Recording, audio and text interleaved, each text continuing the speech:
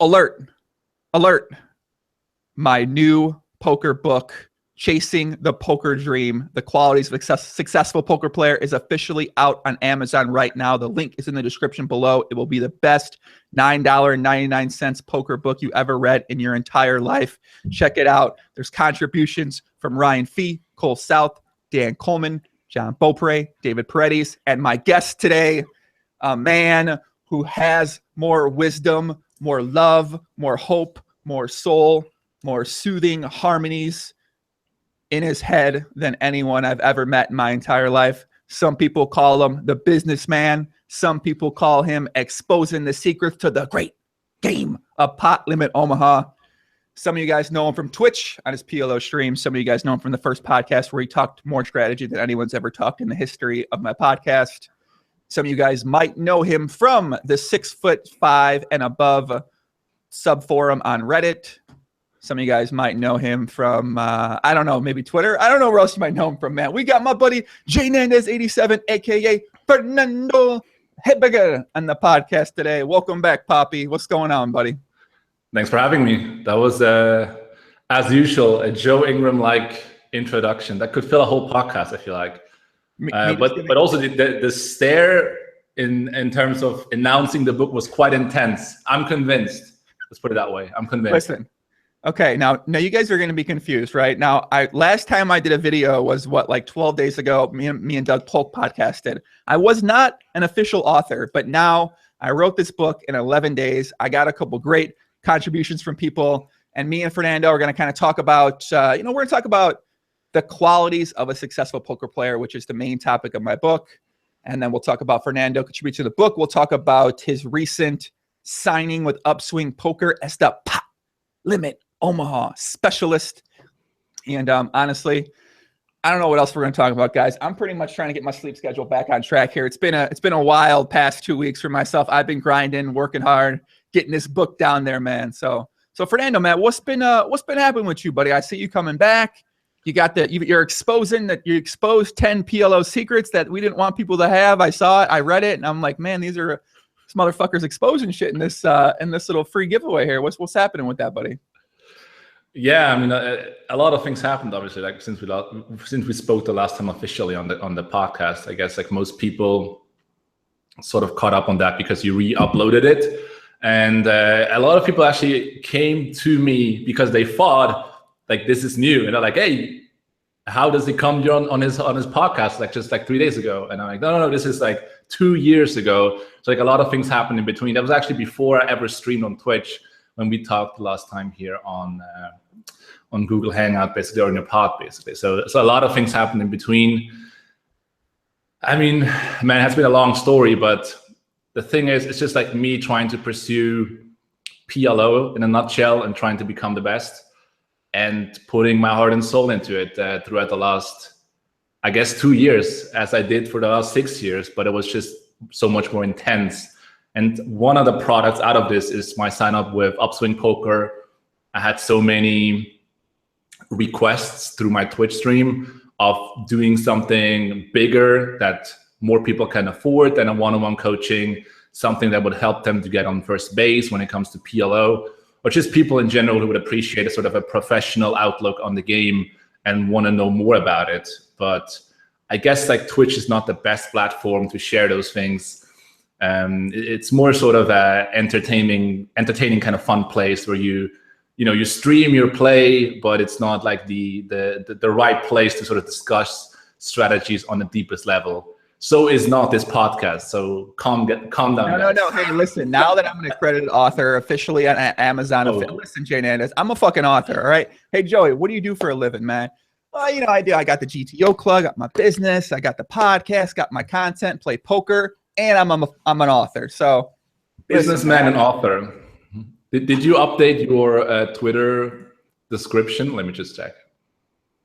I mean, you got to have the word author in there, right? No, I don't have anything in there. Dude, I don't know. Like, okay, listen, I know how to execute. I know how to like do. I don't know how to plan and market and this stuff. I mean, if anyone out there knows how to market and wants to tell me market my book, please let me know. I got some ideas, but man, I'm just trying to get my life back on track here and get the sleep back on track. So that's been my toughest part. But yeah, so you're going to be the PLO specialist for Upswing. You just put out the free thing, and then I mean, I already know the answer to these questions, but so do people have something to look forward to, or are we going to have an official thing a couple months from now, or what's kind of more about that?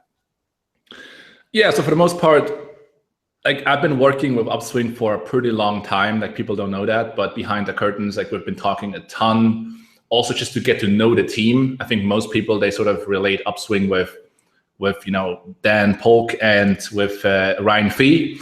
And the thing is, like, that's not the whole team. Little do they know the fucking mastermind, man. They don't know the mastermind. The mastermind. Yeah, exactly. Like there's some guys behind the curtains who are very smart. Also, when it comes to poker, like Matt Coletta. I actually brought in Matt Coletta on my stream to sort of announce the collaboration between me and Upswing, because I really felt like he deserved the spot. Also because he just knows so much about where the company is heading, what we have in mind. And like from my discussions with him, I literally spent over the last 6 months many hours talking to Matt about everything in life, and he's just a great guy. So I've been in discussion with Upswing, not only in terms of me joining the team, but just life and improving and PLO and poker and mindset and whatever. Mm-hmm. And we're basically forming a pretty strong relationship up to this point. And then now, finally, we sort of wrapped our head around exactly what we want to do in terms of bringing out training courses or something valuable to whoever is on Upswing or wants to join. And there's going to be something out there quite soon, like a few weeks from now, that I would absolutely describe as the best PLO product on the market. And the reason that is because I think that because there's nothing else out there. I mean, that's one of the major reasons. Wait, no, there is. Never mind. That's not carried away, right? That ain't true. Shout out to my buddy John Beaupre. Shout out to Quick Red. There is stuff out there. But I think what the guys who I coach basically one-on-one appreciate the most about me is just the professional outlook of taking a game on in a structured approach, in a professional manner, of just breaking it down on a more theoretical level, and then also getting into practice. Because if you look at the market at the moment, it's just either you get those sort of field players explaining what they want to do, but don't really have the tools to do so, or it's just this really sick breakdown theoretically that you just can't force yourself through the whole video because it's just too much and it never gets to this practical point of application. So like trying to combine those two things together is basically what I've been working on for the last few months, and just stepping up the game of many people from what I could call a full-time player to a professional player. And like the difference is just a full-time player is a guy who's like dedicating a lot of his time and efforts to playing the game, grinding the game, but is not so much concerned with like really exploring the game and having the best win rates and being the best. And the professional guy just really cares a ton about all those things around just playing in order to make this thing the highest EV possible. So like that input is the core part of the course. But I mean, there's a lot of things to talk about it, and we're finalizing it right now. So it's not like on me to promote it more than I already did here. Right, it's just, right. Well, I'll just say we're going to do something official for that. And as well, I am going to be putting together a bonus feature of that same course as well, too. So you guys can stay tuned for that over these next couple months, and there'll be some more information on there. Is it like a how to combine PLO and chess thing? Is it? No. It's literally going to be a bonus function of the course. I mean, a lot of the guys who are going to take the course, they would appreciate, some additional chess info from the grandmaster of chess. So I mean, I don't know how much like we can reveal technically, but yeah, it'll just be in conjunction with that with the PLO course. So the one, I guess the 10 chess secrets exposed. What is by with Joey fucking chess? Do you want me to expose the chess secrets and how to play chess properly? I'm off the market, so like I don't care at this point. You're off the market? What the fuck? What does that mean? You got wifed up by a boo out there? Or what's happening? I'm done. I'm in a strong relationship. I'm rocking the other side of the game at this point in my life. You dating the great game of Pot Limit Omaha? No, that's what I'm saying. I'm not dating. I'm in jail with Pot Limit Omaha. That's different. I'm not dating the game. Are you sure you're not dating Pot Limit Omaha? It seems like you're in a pretty I'm kind of trying to break up with Pot Limit Omaha, but it seems like you're in a pretty serious relationship with the game. It seems like you've been taking it out to the lab. You've been taking it out and running simulations with it and really trying to treat it well and really trying to get to know it as great as you can. Trying hard for sure. Yeah. Okay. But how has your exit been so far? Like, is there no urge within you of just like playing PLO? Okay, try that again. I know you tried to do something with that, but try that voice again. Go ahead. The great game of Pot Limit Omaha. The great game of Pot Limit Omaha. Cut that together. If anybody can turn that into something for me, please let me know. I'd like to have that as my intro whenever I'd have it. The great game, but in a better voice than that. But no, yeah, I played. I mean, I've done a lot of work on my game. There's a lot of people that are in my GTO club who play Pot Limit Omaha as well. So I've definitely still been working on my game. I mean, I kind of want to play, but I feel like for myself, I can't really focus on doing more than one thing at one time. So with doing the GTO club, with creating content and working with the guys in that group, creating content for YouTube, I don't feel like I can put in as much effort as I know I can, and I know I should, and I know I'd want to be able to still play in the 10-20 games. So, and I don't really want to play in the mid-stakes games for right now. Maybe that desire will come in the future, but I feel like if I'm going to put time playing in, I'd like to just play where I know I'm capable of playing at. So that's sort of my big challenge, I think. That makes a lot of sense. I mean, from all the books that I've read, to me, it always seems like it just boils down to this one question or this one tip or one secret exposed, which is narrow your focus to one thing. You're going to be successful. If you don't do it and you're not a genius, you're probably not going to be successful. That's pretty much it. Yeah, I mean, I think that's kind of what it comes down to, is that I really want to excel at learning more about being a businessman, entrepreneurship, and in a way, this podcast and my content really does take a lot away from that, because I put a lot of energy into thinking about that. So, yeah, I mean, I've tried doing poker and other things over the past year or two, and it never works out well. It's just I just can never get into that zone, get into that consistent mindset that I know I can get to, and that's sort of the problem in a lot of ways, is that I know what kind of zone I can get into. And when I get into that zone, I perform so much better. And when I'm not in that, it's just, there's more variance, there's more struggles. And I think one of the big things about writing this book was that you actually had to explore, I had to like dig deep into my mind and figure out, okay, what do I suck at? Why do I suck at discipline? Why have I struggled with bankroll management? Why have I struggled with stop loss so much? And well, what did I do well? Why am I able to do well at poker? And I think that was the biggest takeaway for me from doing the book, was just exploring those concepts. And I've never really thought about it, never really explored them. So that was the most fun part of writing it. So you basically wrote it in one piece, almost, right? Kind of, yeah. It was kind of like I have to send you a copy since you're in the book, and you wrote something very good for the book, by the way. Thank you very much. And I do want to say thank you very much to you, and thank you very much to some of the other guys, because I think I asked maybe like 10 guys very last minute, and it's kind of a tough ask to say, hey, can you put together something for my book that I'm writing? And I appreciate you taking the time out and putting together something good for me, and hopefully people read it, they'll be able to get a little bit of value from it. I think they definitely will. At the end of the day, there's only that much you can talk and teach about strategy. If you don't have the mindset, you're just not going to be capable of replicating it.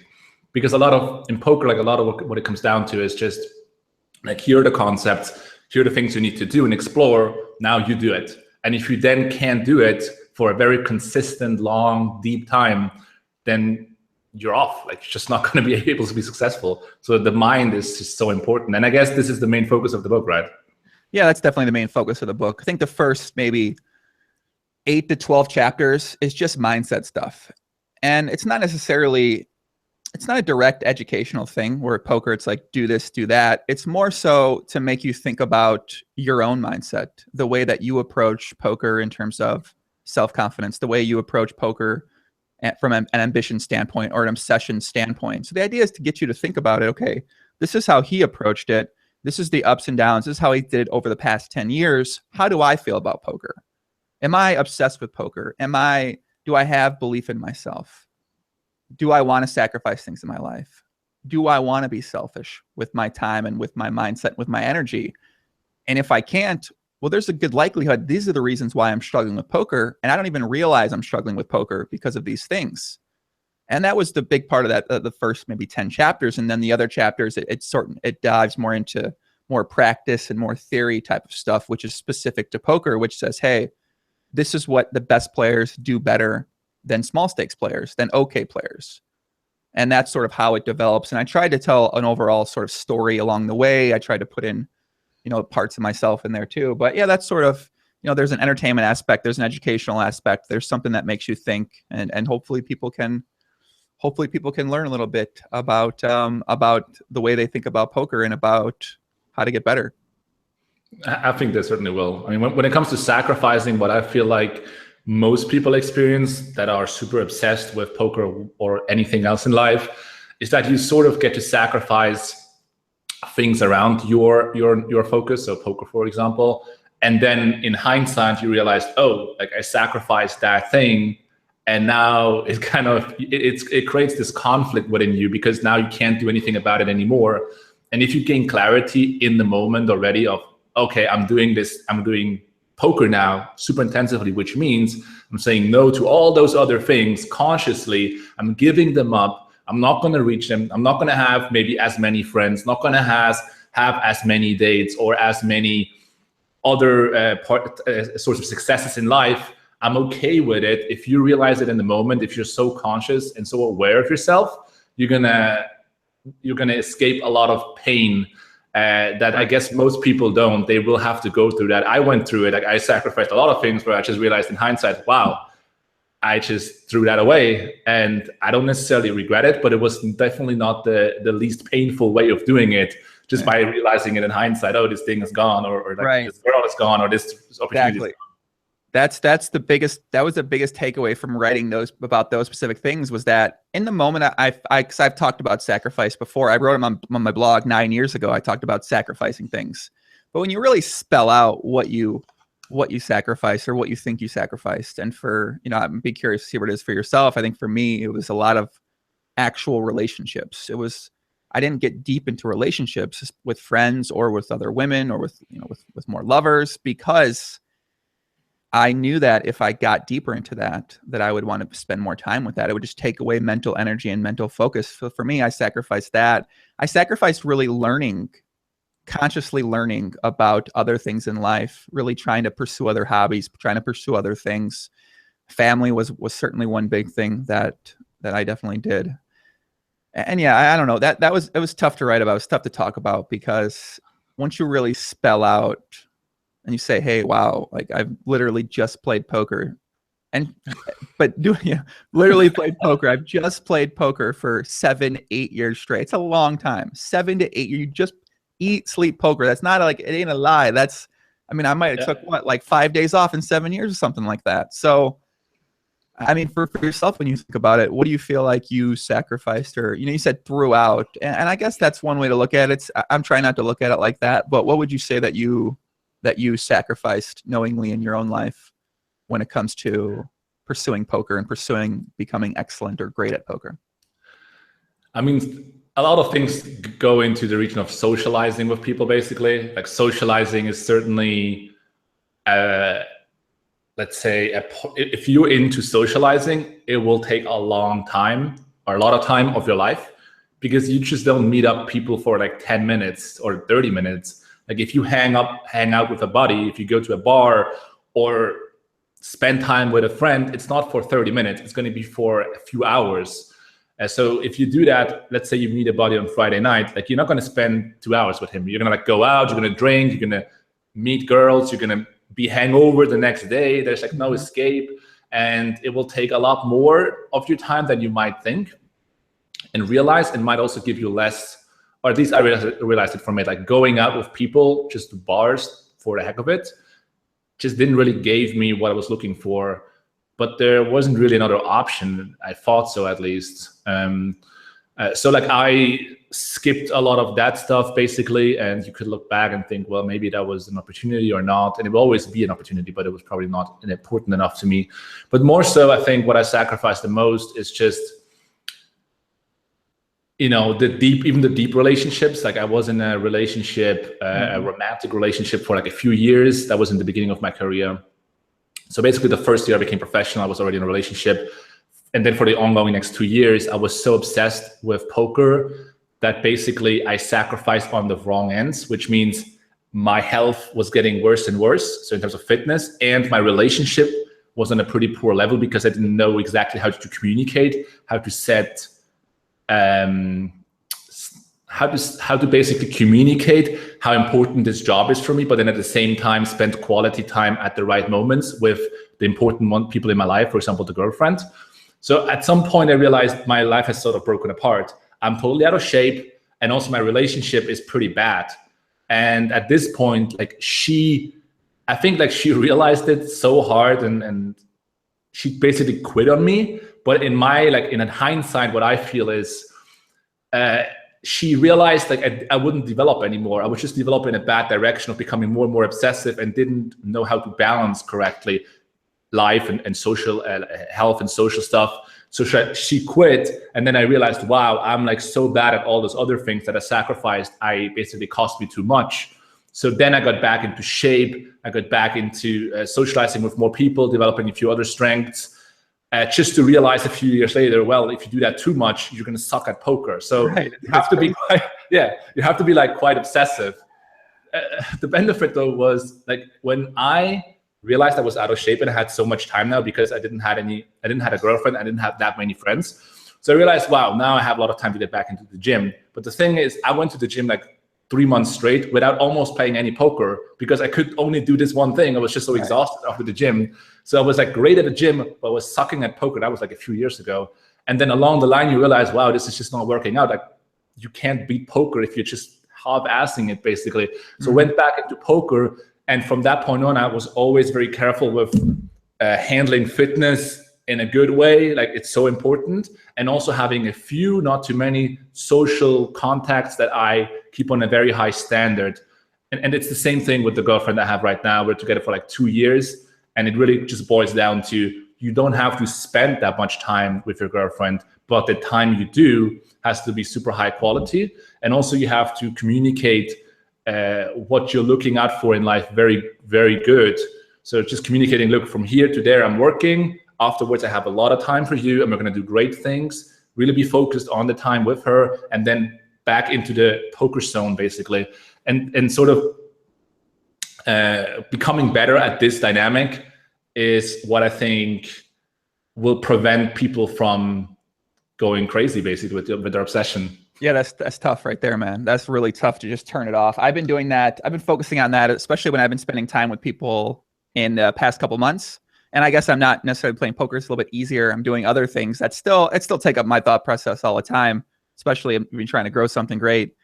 I mean, it's hard to get off your mind. And I've been trying to spend more faithful hours with the people I'm with, friends, family, not try to be present with them instead of trying to think about what I could be doing. And I know with poker, it was, I talk about this in the book. I was thinking about poker 24 hours a day, 7 days a week.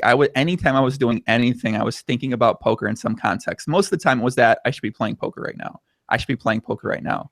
And Calzo says sacrifice is great for short periods. I disagree. I think that to become truly great at something, to become truly excellent, to become a master at something, you need to sacrifice for long periods of time. So you have to almost forego balance. And I don't have any regrets about it, because I think it helped me get to this point where me and you are having this conversation about this right now. And I think it comes down to is that, do you want to be great or excellent at something in your life? And then if the answer is yes, well, if you want to be an excellent boyfriend, that might be a little bit easier than becoming an excellent poker player where you're competing against tens of thousands of people from around the world in every different country, except the countries, I guess, that can't play online poker now. And it's two different things. So if you want to become excellent or amazing at that, that's going to require a different level of sacrifice. And then it just comes down to, well, is that what you want? And I think when you're younger, when I was younger, I know specifically, I couldn't ask myself that question. I didn't even know that question. I didn't know that was an option. And I think I just saw something that, when you're younger, you're looking for something to do with your life. You're looking for something to put your passion, your energy, you're all into. You're looking to make a career out of something, to not live paycheck to paycheck, to be able to pay your fucking bills, to be able to be proud of something, be able to tell your parents like, hey, I did this, mom and dad. And I think when I found poker for myself, that's exactly what I saw in it. I saw that potential in it. And I just said, you know what? Fuck all this stuff, man. I don't need these other stuff. This stuff's gotten me to the point in my life where I feel like, it just wasn't something for me. So when I look back, it just is what it is. I could have taken, I'm sure it could have been a more GTO approach to the idea, but absolutely, no regrets about it. I wish I would have handled family a little bit differently, but that's really it when I think about it. Yeah, there are obviously always optimizations, but I totally agree. Like sacrificing is really you're sacrificing forever certain things, and that's totally okay. Like that's the way it's going to be. And I think we are all sort of sold a little bit too much on the idea that you can do everything and anything at the same time. Like you can just combine multiple things. And what I sort of get weirded off a little bit when I talk to people sometimes is with ambitious people is, to me, a lot of people sort of ask the question to themselves, like, how am I going to be happy? Like, I just want to be happy. Like, that's my goal, to be happy.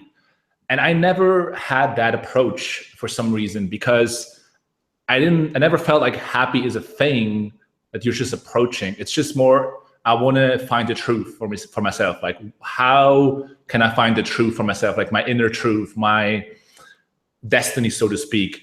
And for me personally, I was just always so ambitious that I saw the truth in being really ambitious and driven about one thing, basically, and being excellent, being basically reaching mastery. And then through that, reach happiness. But that's just a side effect that will happen sometimes, because happiness is not a state of mind. It's just an emotion that comes off.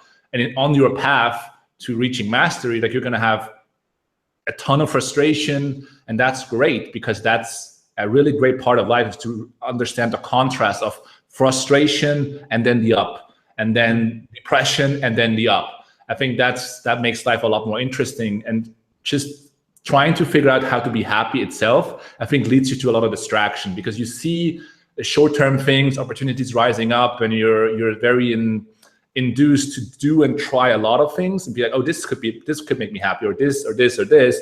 At the end of the day, you find yourself a few years afterwards and you didn't really excel at anything. You didn't really do something you're proud of. You just were chasing happiness, but you didn't really have something to show for. And that feeling of being 10 years from now at a place where I look back and I can't really agree with what I reached so far, that would make me a lot more crazy than not being extremely happy on a day-by-day basis every moment of my life, basically, or trying and chasing that. Yeah, it's an interesting way to think about it, because I guess that's an interesting way to think about it. So kind of in 5 years from now, you want to look back and say, hey, this is what I've accomplished. This is what I've done. And I guess in some ways, if you're trying to, I guess the idea about happy, it's something I haven't thought about a lot. I don't know. I don't really take time to say, hey, what, because you always hear people say, I'm happy now, or I want to be happy, or I want to do something that makes me happy. For myself, I've never thought about that too much. But the way you frame it is like a good way to go about it, I feel like, because you want to say in 5 years, I want to look back and say, wow, I've really put my effort in and be able to accomplish this, rather than look back in 5 years and say, well, I didn't achieve much because I was trying to be this happy each and every day. And maybe you'd still achieve things if you tried to be happy. I mean, I don't know. It's like it's more like, what I'm also saying is not that you now have to sacrifice happiness. It's more that I'm chasing more being content or okay, rather than having this excitement. I'm just trying to be on a path that I think is correct for me. I'm in the right destiny. I'm doing the right things right now that will make me happy today, but also in the future, because they are literally the same things. If you can connect your activities today, like the best in terms of like studying happiness, I read a book where they basically said that the things that will make you, the activities that make you the most happy, are activities that bring you joy right now, but are also connected to future joy or future achievement, basically. So whatever you can do today that feels good, But you can also look back in the future and say, well, this was really worth my time. Like those activities you should do more of. And there are obviously some sprinkles in here of just the instant happiness of like eating fast food, and that's okay, but it will not be the path to happiness. Like short-term happiness usually doesn't do the deal, basically. You said you read that in a book? Yeah, like a happiness study conducted. I don't know how to phrase it really, but basically, what kind of activities can you follow that will make you the most happy? And again, it's the ones that are connected with long-term happiness that are also joyful today. So, for example, going to the gym. If you enjoy going to the gym, it's one of the best activities you can do because you are happy in the moment to be in the gym, but you also see the benefits in the future of it. So that makes you even more happy because you're doing something that makes you happy right now, but also has a positive effect on your future. And those activities usually, will make you the happiest, basically. Mm. You've been in the reading. I think you might have read more books than I've read over these past like 6 months, man. Although I don't know, you've been doing a lot of upswing work, so you've been building. You've been honestly, I haven't read that many books in the last 6 months, and the reason is because, either you want to read a lot of books or you want to become great at PLO. It's like this is not for me. It's honestly, I put so much time into PLO, and I just totally don't regret it because you have to make a decision. Like it's one thing. That's it. All the books, like one thing, deep work. I can name so many books where the whole gist of it is just do one thing, like focus on one thing. How is it so difficult today to focus on one thing? But it is. Man, I find it so much easier just to focus on one thing, Fernando. That's kind of the thing I was thinking about. After I wrote the book, I'm sitting there, I'm talking. So I was literally, I've never, like, the only way I feel that like that after an extreme challenge. After I played the 450,000 hands, I sat there, I'm just like, you can't believe it. You cannot believe that. You can't believe that you're capable of doing something like that. So I get done writing the book, put the books out there, and I just say, man, this is crazy. But then I start thinking about, well, how the fuck could I possibly have done this? Because there's no other scenario in my life where I just wrote a book 11 days, put it out there. Why would I do it when I got a bet? And then I'm thinking about, well, why did I excel at that? Why did I excel at doing these poker challenges? Why did I excel at doing some of these other extreme challenges I've done? And that's because I've only been focused on that one thing for that period of time. And then I start thinking about, well, why am I maybe not excelling as much right now, just in terms of my own effort level? And then it's because it's not one thing. There's just 6 things. There's 5 things. So there's 4 or 3 things. And it's really challenging to go from that one thing to having now you have these 4 things with unlimited options that you could go on each. Whereas when you got to write a book, you got to fucking write a book. When you're going to play poker, you got to play poker. You're doing PLO, you got 2 options, play or learn. But basically, you're PLO. It's PLO all the time. It's poker all the time. It's really easy. It's an easy path to be on. When you just say, I'm going to get rid of this stuff. It's just going to be poker. It becomes a lot easier to start seeing rapid growth, improvement. Yeah, I think it takes some acceptance to just realize, sometimes it would help if you have a buddy besides you. It's like, once those ideas come into your mind of doing multiple things, he's just stopping you like, no, it's not going to happen. Like one thing, just do one thing. That's it. Like when I just as an example, when I go to the gym, the way I work out at the gym, I think is pretty different from a lot of people at my gym, at least. And that is, my trick is I have glasses, so I can't really see much without glasses or lenses. What I do is I usually take some caffeine before the workout to pump me up a little bit. Then go to the gym and take off my glasses. So when I take off my glasses, I can't see anything. It's hard. Like I can see the bar. I can see the bar in front of me. But apart from that, I don't see myself in the mirror. I don't see any other people. I don't recognize any faces. And sometimes it's a little bit embarrassing because I think people are waving to me or saying, hey, hello. And because I can't hear them, I can't see them, I don't recognize them. I'm just alone basically in the gym. And I do that for like 90 minutes and I get into a zone of just focusing on, this is my workout, this is what I want to do, listening to some motivational tapes or whatever, and really zoning in. And that's the way I enjoy working out a lot more than going with a buddy and talking about what he did last night while I'm trying to bench press or whatever, because it's just not narrowed focus. And like in this book, Deep Work by Cal Newport, he describes basically, and that was kind of an epiphany for me. He describes how the more time you spend in depth with your profession, the stronger the relationship you're going to develop, and the more you're going to respect the profession and see it maybe as a form of art or as a form of expression. Like I wrote in your book, I think poker for me is a lot more than just playing poker. It's a form of expressing myself, of doing art. Yeah. And the reason I can see it that way is only because I spend a lot of time with poker in depth, where I really just try to figure out the game independent of results. I was just, what is this game about? Like, how can I excel? How can I become great at it? And the more you see it that way, the stronger the relationship is going to form with your profession. And the more you're going to be appreciative of the fact that you even got to this place of having that job, basically. Yeah, I mean, you talk about something that I thought about, but I thought it sounds fucking insane. Which that I'm kind of in a relationship with poker, and that's sort of. And when I think about my relationships in the past, I was certainly in a relationship with poker. Poker was that was like my everything. I put all my effort into poker. And I was like, well, if I put that into a relationship, that'd be a fucking sick relationship. But that would be a different thing, right? Because, would it? I don't know. Would it? I mean, what are the rewards? Love, maybe. Yeah, but is the increasement as high as in poker? Because in poker, if you put in 50%, the rewards are terrible because you're most likely going to be losing. And then if you put in 50% to poker, you're going to get hit in the fucking face by poker, because it ain't gonna work out very well. That's for sure. But if you put in 50% in your relationship, it's going to be fine. It's going to be like, okay, you're going to have an enjoyable time. It's not the best relationship for sure, but it's going to be fine. And then if you put in 100% into your relationship, it's going to be great. But the thing is, putting 100% into poker is just the game changer, is the new world. It's just this really deep relationship as you're describing here. And I got to tell you a story where I bought a piece of art a few years back. I bought a piece of art, and in the middle, it's like a big heart it's a big heart on this piece of art. It's a picture, a painting.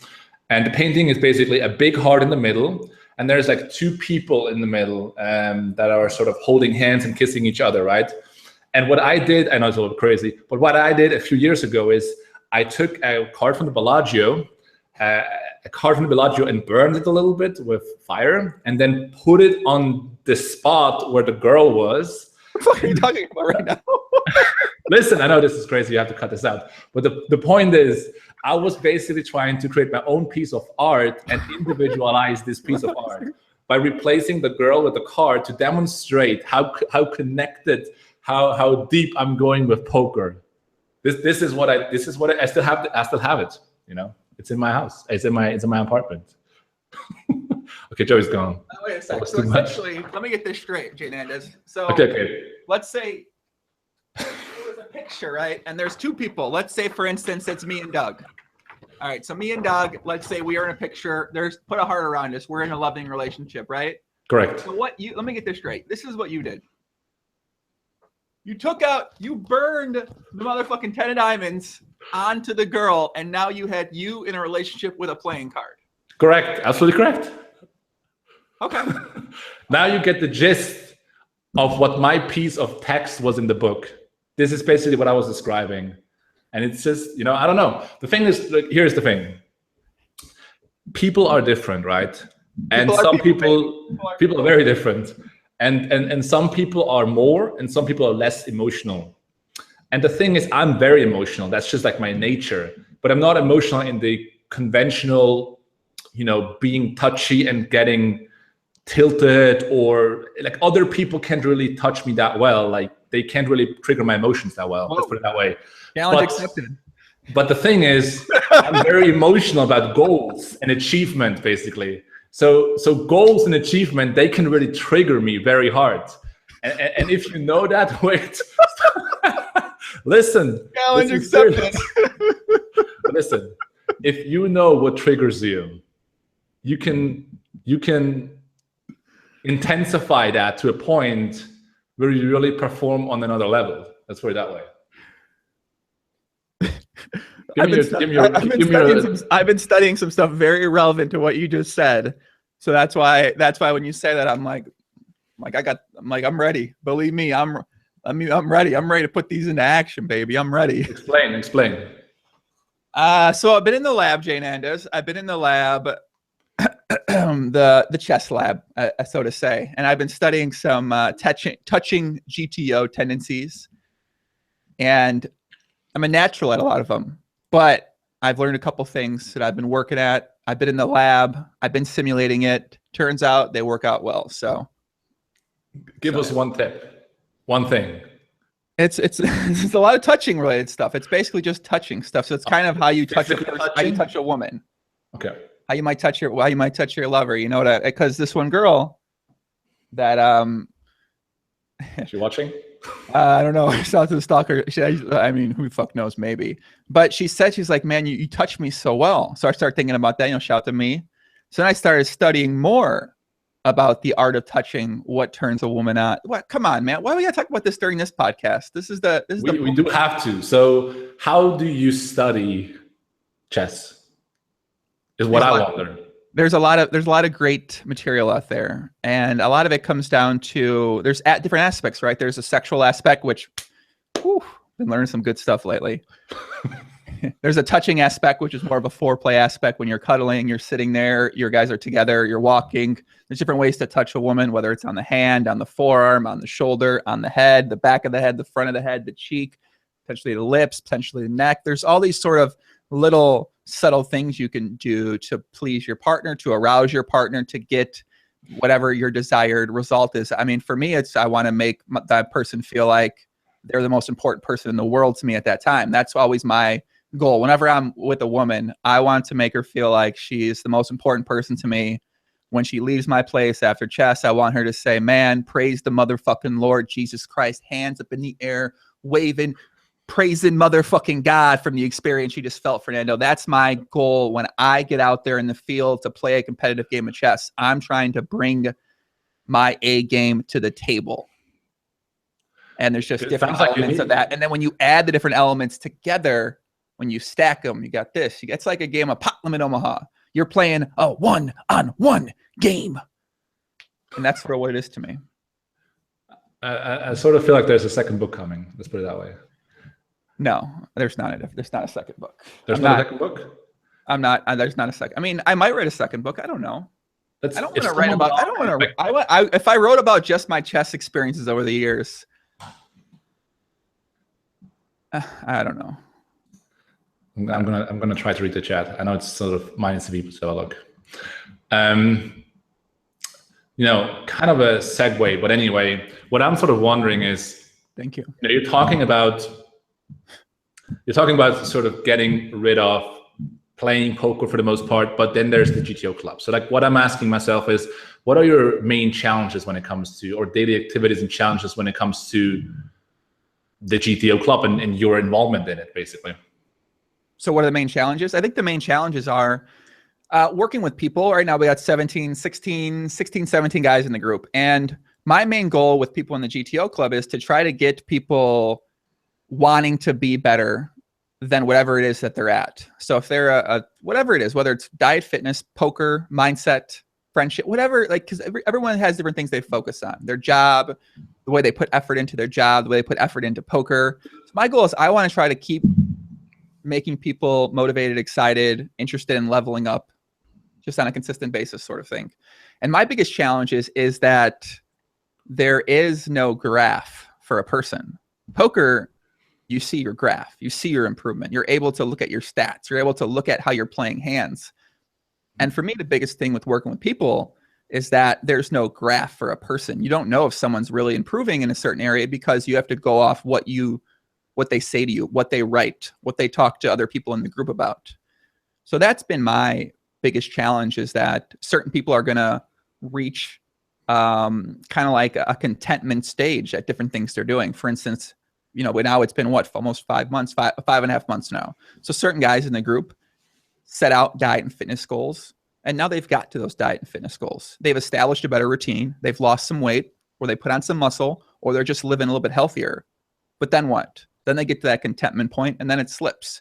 It stops being a focus for them. And sometimes they don't even realize that it stops being a focus for them. And then they go focus on poker more. They go focus on something else more. and then the diet and fitness slips back down.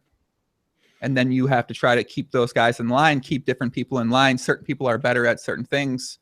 So that's sort of been this biggest challenge, is just trying to figure out how do you navigate that. And I think it's just been developing really well. There's a very big group element of things. People post in the forums every day. The group chat's always running wild. The Snapchat group chat has been going a little bit crazy, too crazy lately. Shout out to Jonah. And yeah, I think, I don't know, it's kind of been the biggest challenge. It's just trying to get the most out of people.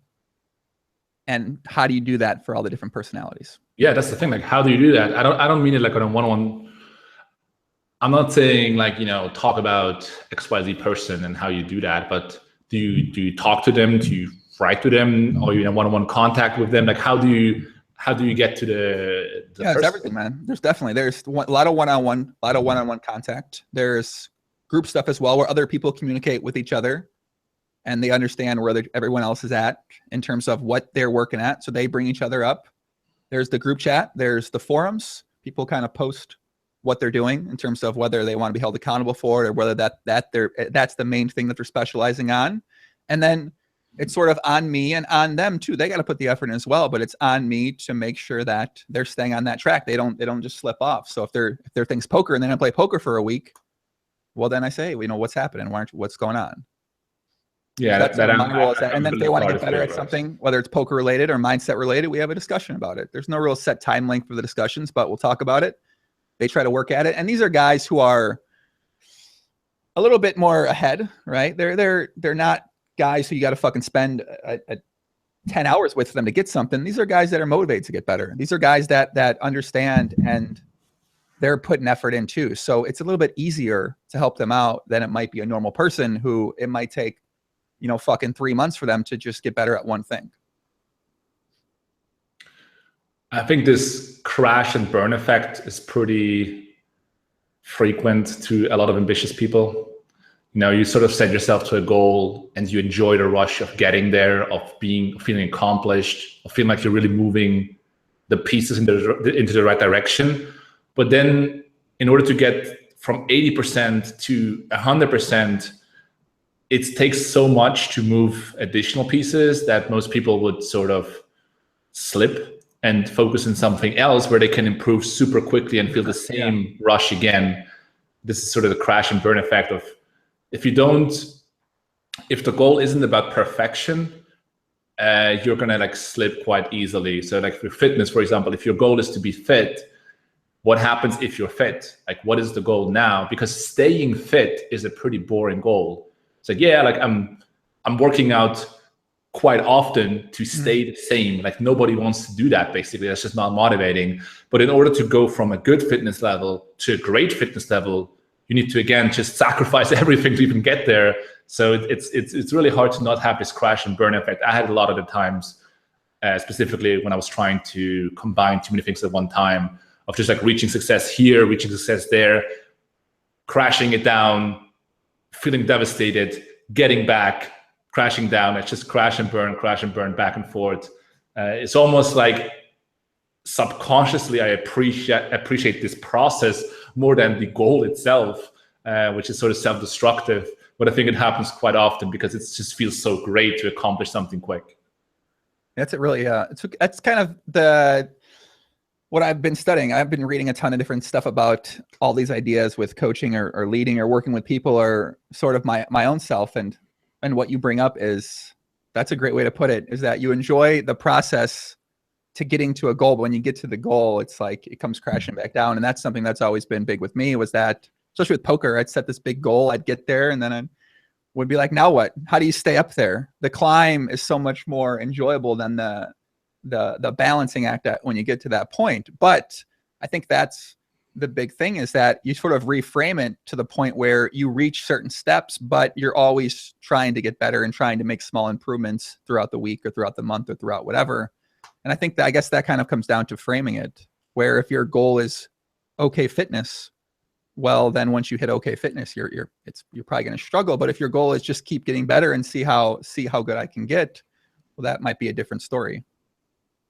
Yeah, absolutely. I mean, the way I perceive fitness these days is just really it's more about what you're processing while you're working out, more so than how you change physically. I just experience a lot of learning when I work out, just because I'm with myself. It's a very straightforward confrontation, basically. It's like it's you and yourself, or you and the weights, and you push the weights or you don't. And if you do, you get rewarded pretty linearly. And then in poker, it's just so different, where you could work on something for so long and you just get punched back in the face over and over. And then at some point you hit that huge upswing and you didn't even do much for it. So the reward system is so non-linear that I just appreciate the gym as something that is very predictable, basically. If you don't do it, if you don't do much, you're going to get in terrible shape. If you do a lot, you're going to get in great shape. That's it. That's the whole story. Sometimes I wish it would be like that for poker, but I guess if it would be, then more people would work on their game more consistently. Because if you just work 1 hour and get rewards right away in poker, then people would probably realize how important it is. It turns out there'd be more winning poker players. And I think that's something, you mentioned something very interesting there, which is that when you're in the gym, you're in your zone, and then you're basically like in a battle against yourself to do the best that you can. And for, in the gym, whether it's focus on your breathing, you want to focus on your form, focus on putting in the maximum amount of focus in terms of focus on focus, right? You're focusing on your rep, going slow through it, maintaining that form, maintaining that posture, maintaining that breathing. Now we got a challenge all on its own right there. Now we're literally, now we're just set 4 things we want to work at during our process of our working out. But a lot of people don't do that. I know I used to not do that a lot. Now that's my main goal when I go. I'm trying to really focus on my total body form throughout each workout. That's my challenge for me. And with that, improvements come, results come, and the gains come, baby. And then you start bulking up. You start putting on some size. You start lifting a little bit heavier weights if that's what you want to do. And yeah, obviously there are different goals of fitness, but it is a recurring theme, definitely, for the two of us. But I think for most poker players, because it's just balances the poker life so well. You can do it whenever you want, basically. And as a poker player, you're sitting so much that you do need to do something physically. Otherwise, you're going to be in a terrible situation. Specifically at our age and ongoing, you're just going to get worse and worse with the health level, basically. Well, what you mentioned about poker was that if it was that easy, everybody doing it. And that's sort of something that I really realized writing the book, was that it's just hard. Like poker's hard. It's very hard to get to be at a great level. It's hard to be now it's hard to be at a mid-stakes plus cash game level, just because there's less options right now in the current moment on the market. But even for the last 4 years, it's still been very hard. And I don't know if it's like this for you, but I feel like I sort of take that for granted a little bit, because the people I know and communicate with are also mid and high stakes poker players who are great at the game. So when I see them, so I'm talking to, I'm like, man, it's easy to get really good. Look at all my friends. They're all really good. But then when you take a step back and you realize that there are tens of thousands of people who say, I want to get to that level too. Maybe more than that. Maybe there's 100,000 plus, maybe 1 million plus. When you really realize how many people have a desire to reach that level, and then when you think about how small the player pool is of people that do reach that level, you realize like there has to be so many different things. And that's, one thing, like 50 things I wrote about. There has to be so many things you're doing great.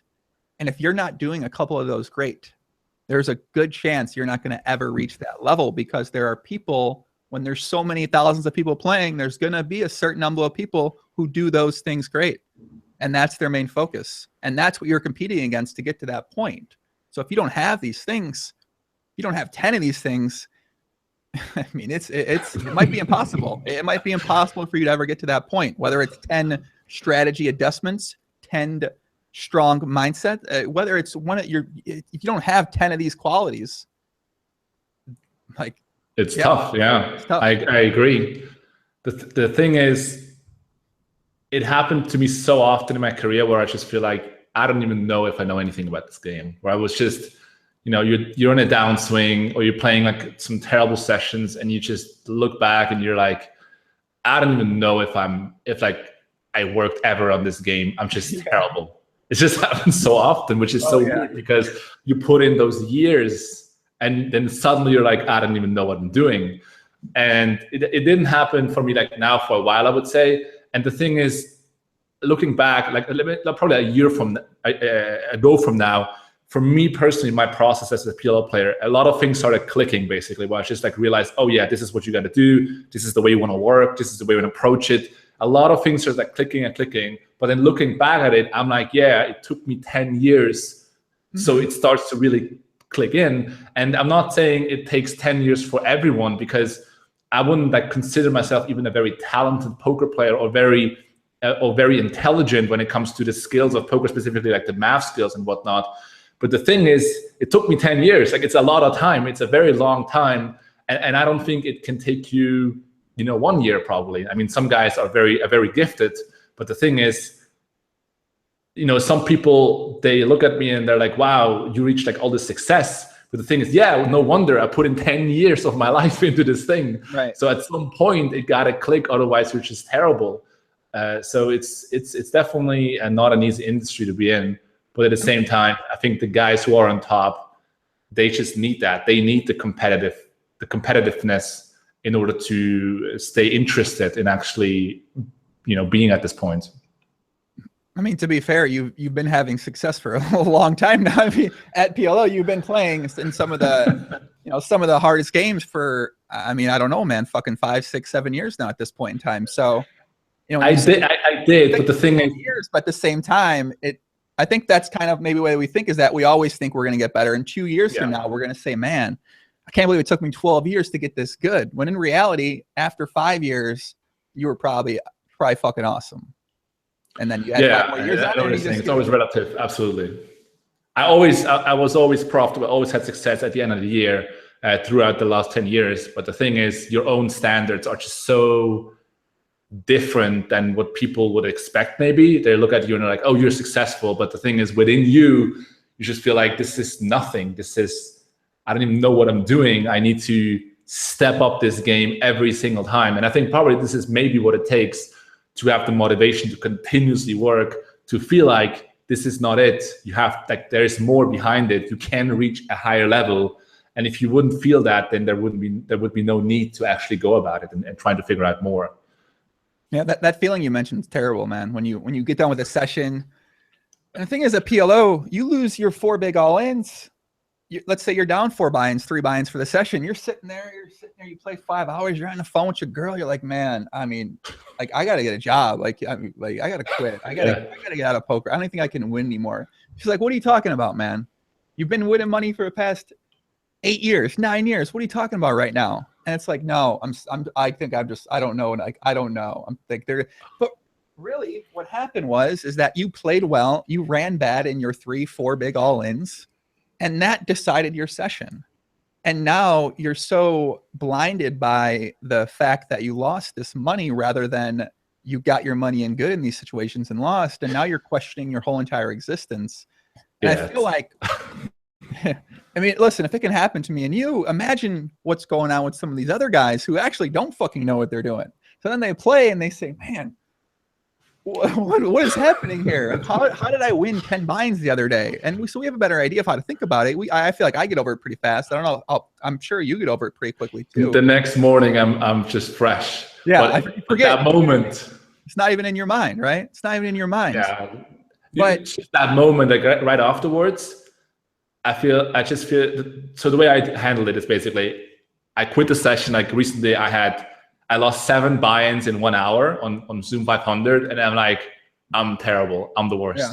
Like, I don't even know what happened. Just like 7 buy-ins in an hour. Like, is this variance? What is this? Mm-hmm. And the only way I can handle the best with it, I guess, the best way I can handle with it is I just take my all-time graph that I have on my database, put it up, and I know what I'm doing. I'm not terrible. I'm not terrible. Convince yourself. Look at the graph. This is just a small downswing. I know what I'm doing. I go to bed. I wake up and I'm like, let's play some PLO. But that moment is terrible, and it happens so often to me, And I know that many people, they don't know that. They think those guys are just crushing every day. They're so confident. They are just so good, and they know what they're doing. But those moments where you feel like you're just a terrible player, they come over and over again. Yeah, they do. I think for me, what happened was it used to be where it might stick with me for a couple hours. Now it really only sticks with me for like 20 minutes because you just realize like, hey, I know what I'm doing. And I think that happens when it starts really clicking. You mentioned that, Fernando, when it starts clicking. And that's sort of how I've been feeling playing in some of these untracked Euro 10-20 games. My God, you play these things, you're just like, "Ooh, what is happening?" You know, it's wild. Yeah, I mean, you see some of the hands. So much work, like you put in so much effort, you're putting so much working at your game, and that work's rewarded by things clicking. Yeah, the thing is, recently, the last 6 months, I put in so much work into my game, and it has been very rewarding with the results. But I also have been talking with a lot of high stakes players on stars that I just got to know through whoever I'm coaching at the moment and stuff. And they usually tell me, hey, I'm very impressed with your mindset. I'm very impressed with the way you handle poker, like the professionalism behind it. But dude, I don't do any of it. Like, I don't do any of the study. I don't do any of the lab work. I just play. And like, those are, 10, 20 recs. So I'm like, wow, this is pretty impressive because like you process the game very differently.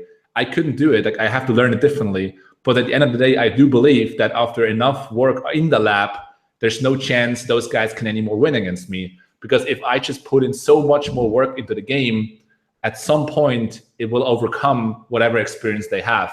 And this has been actually my experience the last 6 months, where things started clicking. I started doing things very precise in my strategy, and people couldn't cope with it anymore.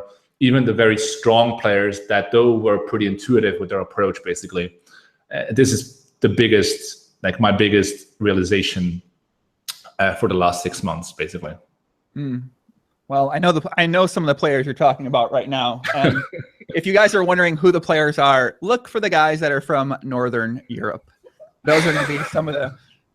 Look for the people that are from the Netherlands, Norway, Sweden, not necessarily Finland, but a couple of the Finland. You can look for those countries, and you're going to figure out quickly who JNandez is talking about. Because when they tell you that, hey, I don't work much on my game, and you say, man, that's pretty, and that's, yeah, there'll be a lot of guys like that, Fernando. And that's what's crazy about PLO is that, I mean, I still think they're still working. Like they're thinking about poker 24 hours a day, 7 days a week too. Oh no, I'm not taking anything away. The reason I'm saying this is because when I'm working so hard off table, I sometimes second guess myself, and I'm like, why do I need to do that if they don't do it? Like, why can't I just perform like they do? But I can't. Like, I tried, I can't. So I have to do the work of table, and in order to justify it, I have to understand for myself, look, this thing is eventually going to outperform your competition. If you do enough of it and in a very smart way, in deep fashion, it will outwork your opponents and outperform whatever they're doing on the tables. And this has been confirmed in the last 6 months for me, but just really believing that is a necessity. Otherwise, you're going to give up on the off-table work. If you don't see the fruits of it, you're like, why am I doing all this stuff? The other guys are not doing it. Let's just play. And I think that comparison thing's really bad too, is that I never really knew how hard or not hard people were working at poker until I started working with players, and I said, "Holy fuck! I can't believe this is the effort people put in." I shocked Fernando. In terms of how high or how low? Fernando, I'm shocked at the amount of effort, or lack of effort, rather. Okay, that makes sense. Professional poker players put into poker. I'm shocked, and I'm going to say it again. I am fucking shocked hearing people say what their process is, because for me it was just so much different. And I think me thinking that everyone else was just playing as much as I was and doing as much as I was the reason why I did as much as I did. When you realize that it's not a rare thing, I think that could be bad. And when you start to realize, hey, these guys aren't putting in that much effort into their game, I think that's bad. I think you want to feel like everyone's putting in a ton of effort into your game, because that's going to make you put a ton of effort into improving at your game away from the table. Once you start realizing, hey, fucking Barry Sweet, he ain't done a fucking simulation in 8 years, man. He's up $35 million at the Pot Limit Omaha table. Shout out to Barry Sweet. I know he's out there watching right now. Then you start saying to yourself, man, why can't I be like Barry fucking Sweet? Well, I mean, it's just, that's not how it works all the time. So I think having that in your mind and saying, oh, this guy doesn't do it. Like Fernando didn't fucking do any work. So why do I got to do work? I think that's just bad. it's a very bad way to look at it, because everyone's going to be different, and some people are going to require a different approach. Some people are more efficient with the time they put into it. Some people are less efficient, need to put in more time. And I think it's just a matter of what it takes for you to get to that point, not what it takes this person to get to that point at all. Yeah, I think what creeps in is sort of this injustice bias, where you put in a lot of work and you're like, why doesn't this guy, like, it feels unfair basically. But it isn't, because like those guys, they put in their effort in other way. Like they're grinding more. Maybe they think constantly about it off table. I mean, I'm too, but maybe they're thinking even more harder or something. Like there has to be something about it. And also there are a bunch of players, not bunch of players, but like my idols in the game, like they have the same approach. You know, I watched like Ben86 podcast, like each at least 3 times. So like I spend a lot of time trying to get into the mindset of a Ben86 or a Sauce 123 in order to understand what they're doing. And, you know, or LaFord also stating that he was actually working more on the game than actually playing. When I heard that, I was very surprised, but it would make a lot of sense at the end of the day. And even a Ben86 who's saying something like, you know, if I work more than you and we play against each other, I'm probably going to beat you. That's just like as simple as it is. And those words really reinforced my thinking and confirmed where I'm heading with my career, basically. I can't tell you like how much your podcast has helped everything I'm doing, basically.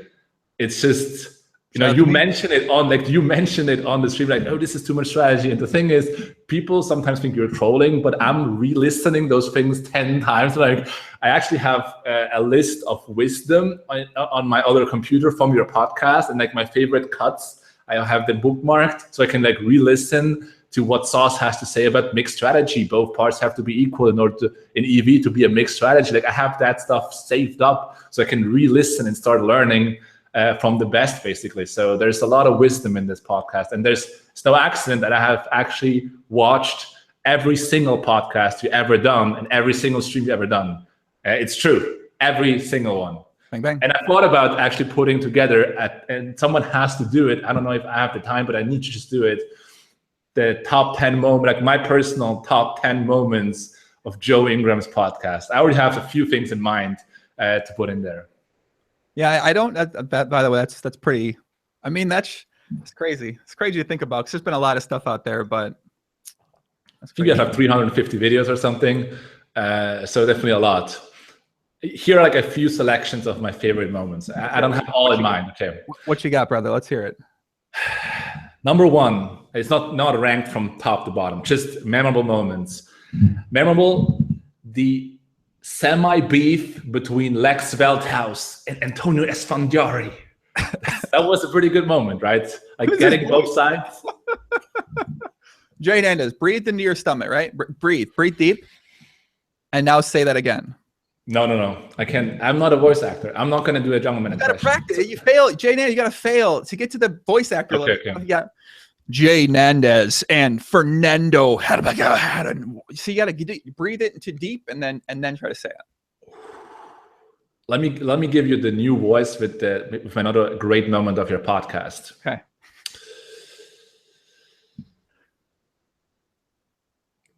The dankness ranting over.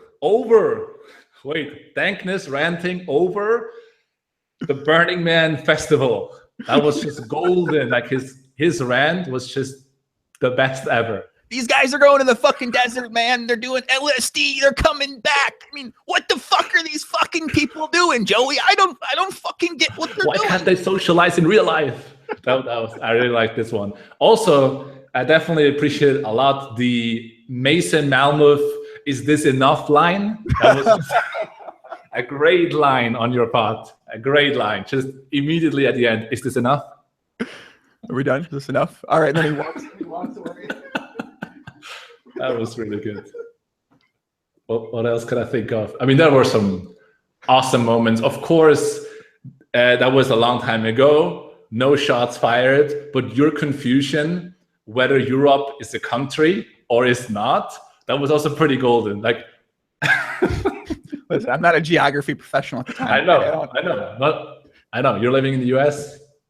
Everything else. Was I really confused? That seems like a dumb thing to be confused about. Was I really confused about that?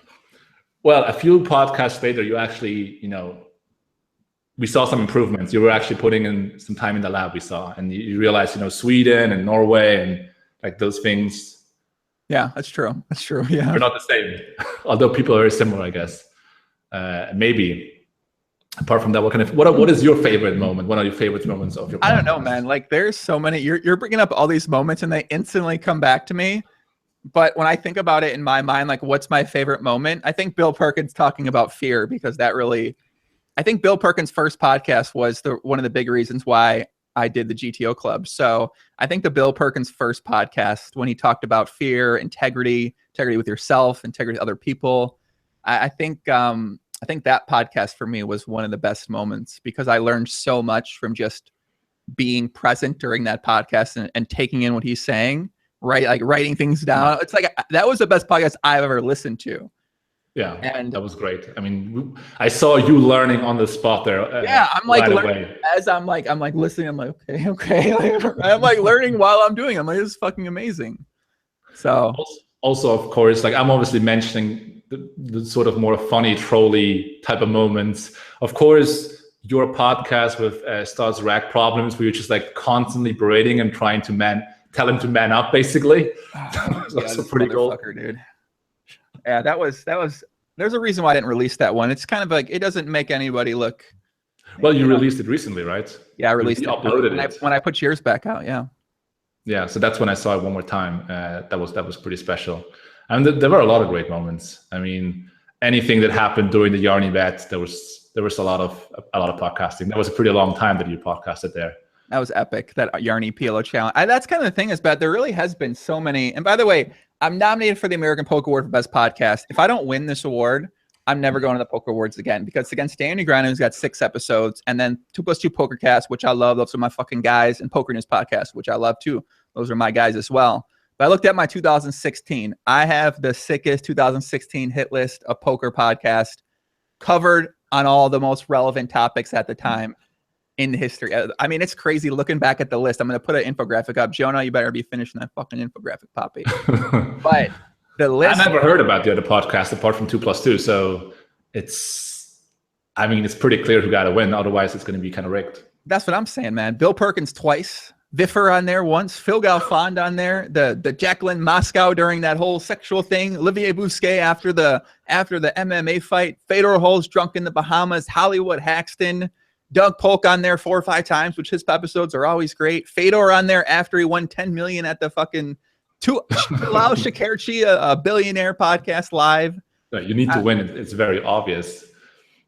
Also, I recently listened actually to the Airport Scammer podcast. That was also like, that story was so crazy. I was very entertaining to listen to.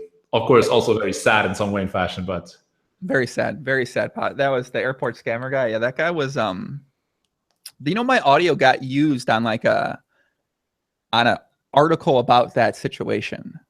Like they used the audio source from him on the podcast talking about scamming people when he got arrested for scamming people at the airport after the fact. So they put out an article about him basically. Because he got arrested. He got arrested again. He got arrested again for scamming again after the podcast. After the podcast, he did it again and got arrested for it. Surprise, surprise. Yeah, I guess so. James says, I haven't heard a word about the new book. Technically, this is kind of what the book's about, guys. So the book's about the differences between a small stakes poker player and a high stakes poker player, all these different areas. So I go into a lot of them in terms of my experience with it over time. The book's on Amazon, links in the description, on Twitch or on YouTube. The link's right there. Ebook version right now, audio version's coming, and soft covers coming at some point in time. We got to do some more formatting for the book. This is what the book's about. There's 50 different chapters. There's 6 guys that added things to the book. JNandez was nice enough to put something in the book as well. Dan Coleman, Cole South, Ryan Fee put a lot of good stuff in there as well. John Beaupre, my buddy, shout out to John Beaupre and David Paredes. And yeah, it's just me talking about all these differences between small stakes players and high stakes players. So actually, JNandez, here's some questions for the book. Okay. You got some questions? Give me some questions. I like this. I got some questions in regards to the book, like my own questions. Go ahead. But maybe some other people are wondering. So here's the first one that we definitely have to get out of the way. What happened to the title? So the title we came up with I had a bet, guys. I had to do this book by January 31st. So I started on January 21st and I finished the book in 11 days. So Jonah, my wizard assistant, was helping me out with it. And Jonah and me were deciding what's the name of the book. We had 2 hours left to submit the book. So we were running through ideas, and then Chasing the Poker Dream, the qualities of a successful poker player came up. But when I put in chasing into Amazon, I misspelled it chasing, CHAST. I don't even know what I did, but I misspelled the name of the book. And I didn't realize it, and I turned it in. But I changed it now, but I might change it back because that actually worked out to be indirectly genius. Wait, so you could change it? I can change the ebook now. I'm going to be making additions to the ebook over time, editing things, making the formatting a little bit differently, and adding things in if I want to add things in. Just going to be like an ongoing sort of project. I might add in some chapters, and I could have wrote 50,000 more words if I really wanted to, but what I'm wondering about is, you mentioned it's like 47,000 words or something in that neighborhood, right? 47,000 words. Yep. Like how many pages are that? Let's see. There. Oh yeah. By the way, there is a guide for anyone that's been a long time poker player who's now losing, breaking even, or small winning. There's a guide to help you, a step-by-step guide to help you start winning at poker, by the way. I think it's like 190 or something. I don't know. It really depends what you watch it on. I think it's like 160, 170, 180, 190.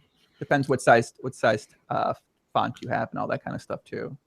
Yeah, it seems like a lot of chapters. So you had like a lot of different topics to address.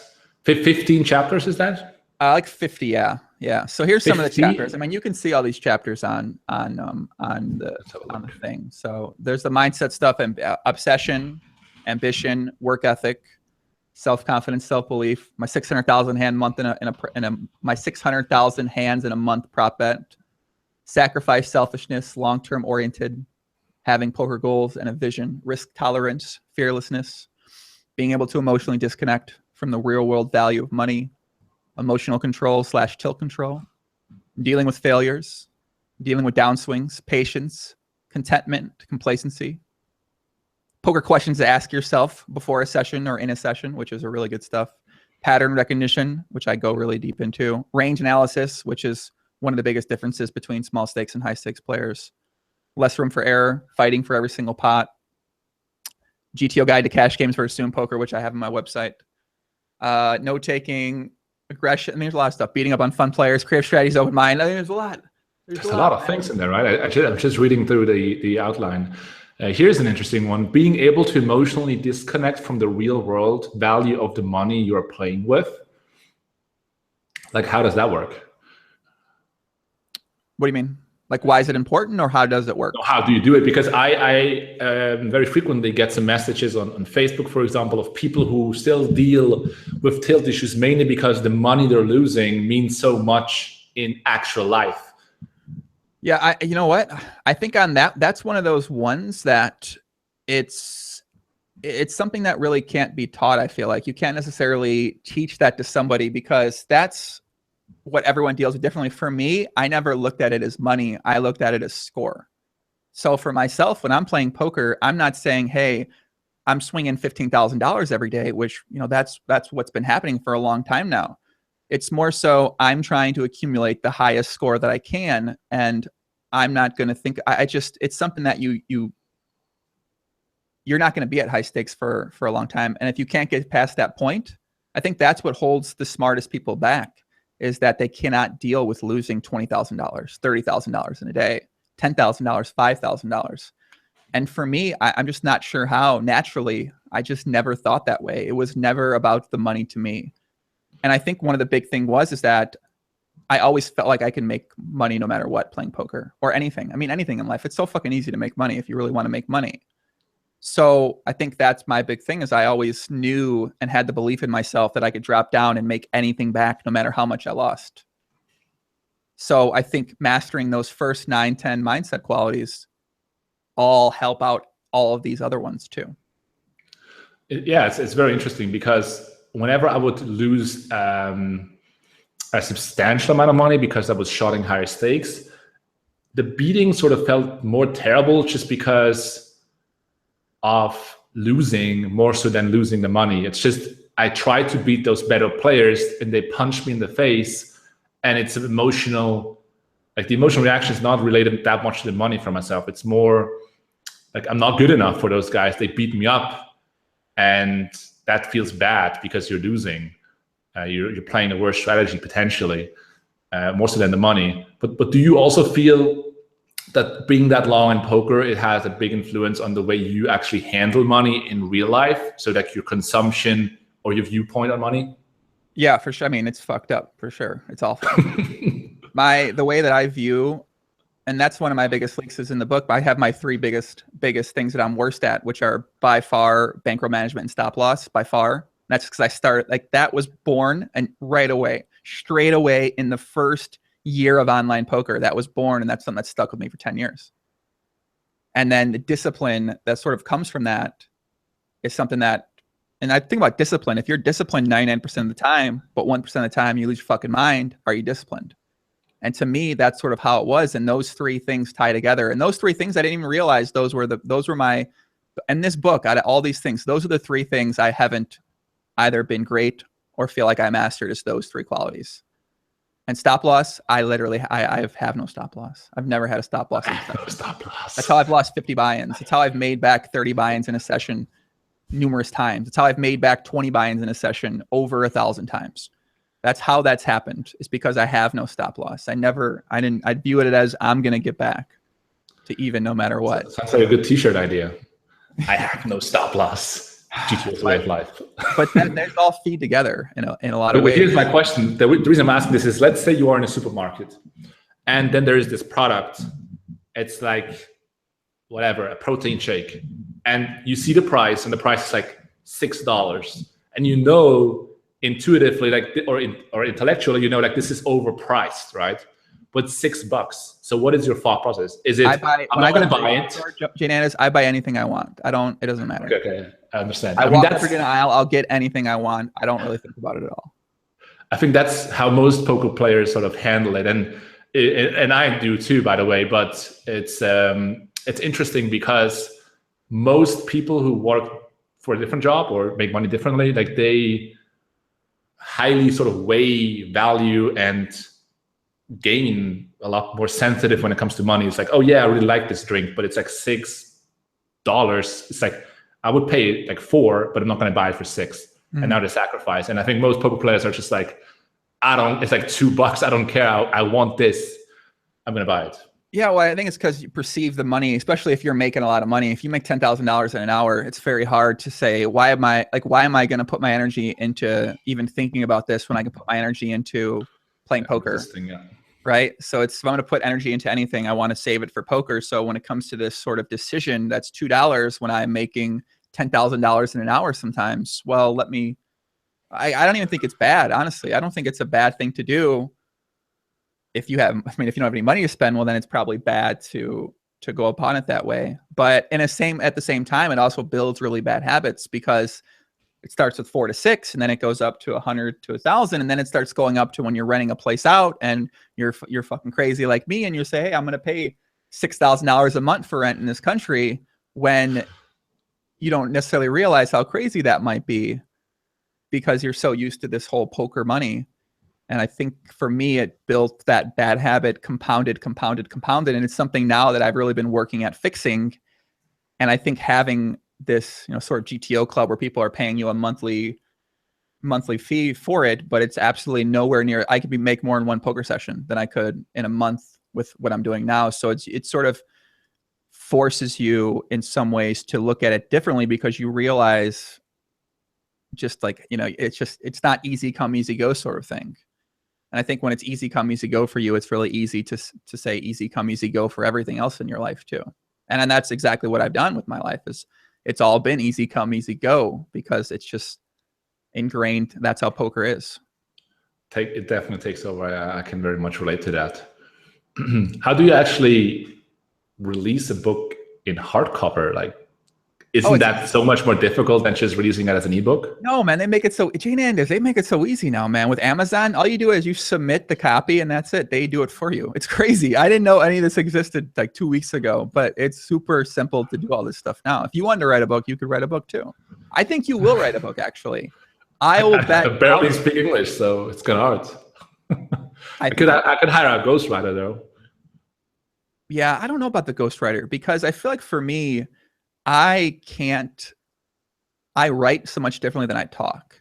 And the things I'm able to activate in my like subconscious thoughts that come out when I write, I can never say, because I tried speaking some chapters and it's not good. It's like, it's good, but it's not anything very deep. But when you're writing for 45 minutes straight, the thoughts that come out of your mind are just, for me, so much different than if I'm talking for 45 minutes straight.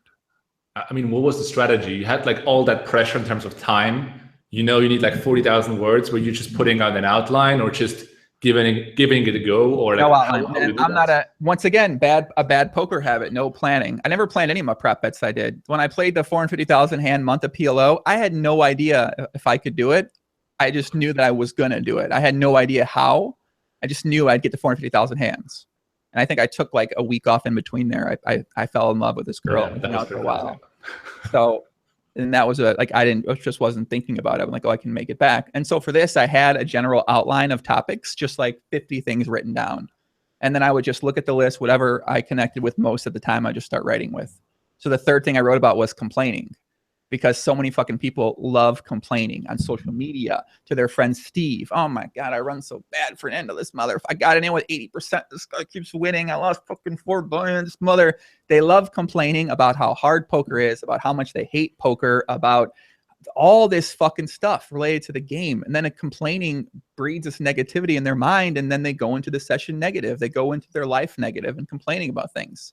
And for me, that was something I got a lot better at when I started winning. That was one of the things I had to eliminate. And I was never really a big complainer, but I've seen it so poorly in a lot of people. And that was one of the first things I wanted to talk about, was just complaining, is that you need to cut out the fucking complaining step by step. It's just a process. It's going to take time, the longer you've been complaining. But the more you complain about poker, the more that you aren't going to want to get better at poker. You don't want to get better at something you fucking think you hate. Yeah, I think a lot of those topics from the book, but also in terms of how to be successful at poker. I mean, we already talked about this off stream, but the thing is, can you really learn that? Like, can you become, through learning from other people, that person who is obsessive, or who stops complaining, who stops being negative, who can take a lot of beating and go back to the felt? Like, can you become that person or not? And so in attachment to that, 100% think so. You think so? 100%. So let's say someone comes up to you and he's like, I'm not sure if I should become a professional poker player or not. Like, I'm winning, but should I? Do you think you can answer that question for him? Or is he already, like, is that person at the wrong place? No chance I could answer that for them. No chance. And if somebody asked me that, I mean, 2017 is hard. It depends. It depends on a lot of other things, don't you think? Like what their life is like, what other options they have in their life, and what else they want to spend their time on, or what they might love or enjoy doing. Well, this is interesting. You're saying it's learnable. So do you think the obsessive nature is learnable? Yes, I do. And by the way, so Rasmus says, getting me I wish I had a Kindle right now. You can, if you buy the book on Amazon, you can read it on your computer. You can still read all the books on your computer. You don't need a Kindle for it. I need to make sure people know this shit too. Yeah, Kindle has an app for the desktop. So right. you don't need a phone or a tablet to read it. You can read it on anything. So, but yeah, so do I think it's learnable? I think 100% it's learnable, because first of all, you need to learn about what you're doing before you sort of start becoming obsessed with it. You know, for me, when I started playing basketball, I wasn't obsessed with basketball right away, but when I got better and better and I started playing more, I realized, well, I love this. This is awesome. And I started getting obsessed with playing it. But I wasn't that way at first. And I think with poker, I wasn't obsessed with poker when I first started playing it either. But as I got better, were you an obsessive nature? Do I what? Were you an obsessive person anyway before poker or not? Obsessed with things that I really enjoy doing, yeah. But it's in terms of obsessed with everything, no. Not with everything. I mean, just with things in your life. You know, when I was a kid, my mother would actually tell me very often, don't overdo it. That was her the main thing, because I was just so obsessive about not everything, but about just the thing that I was most focused at this time.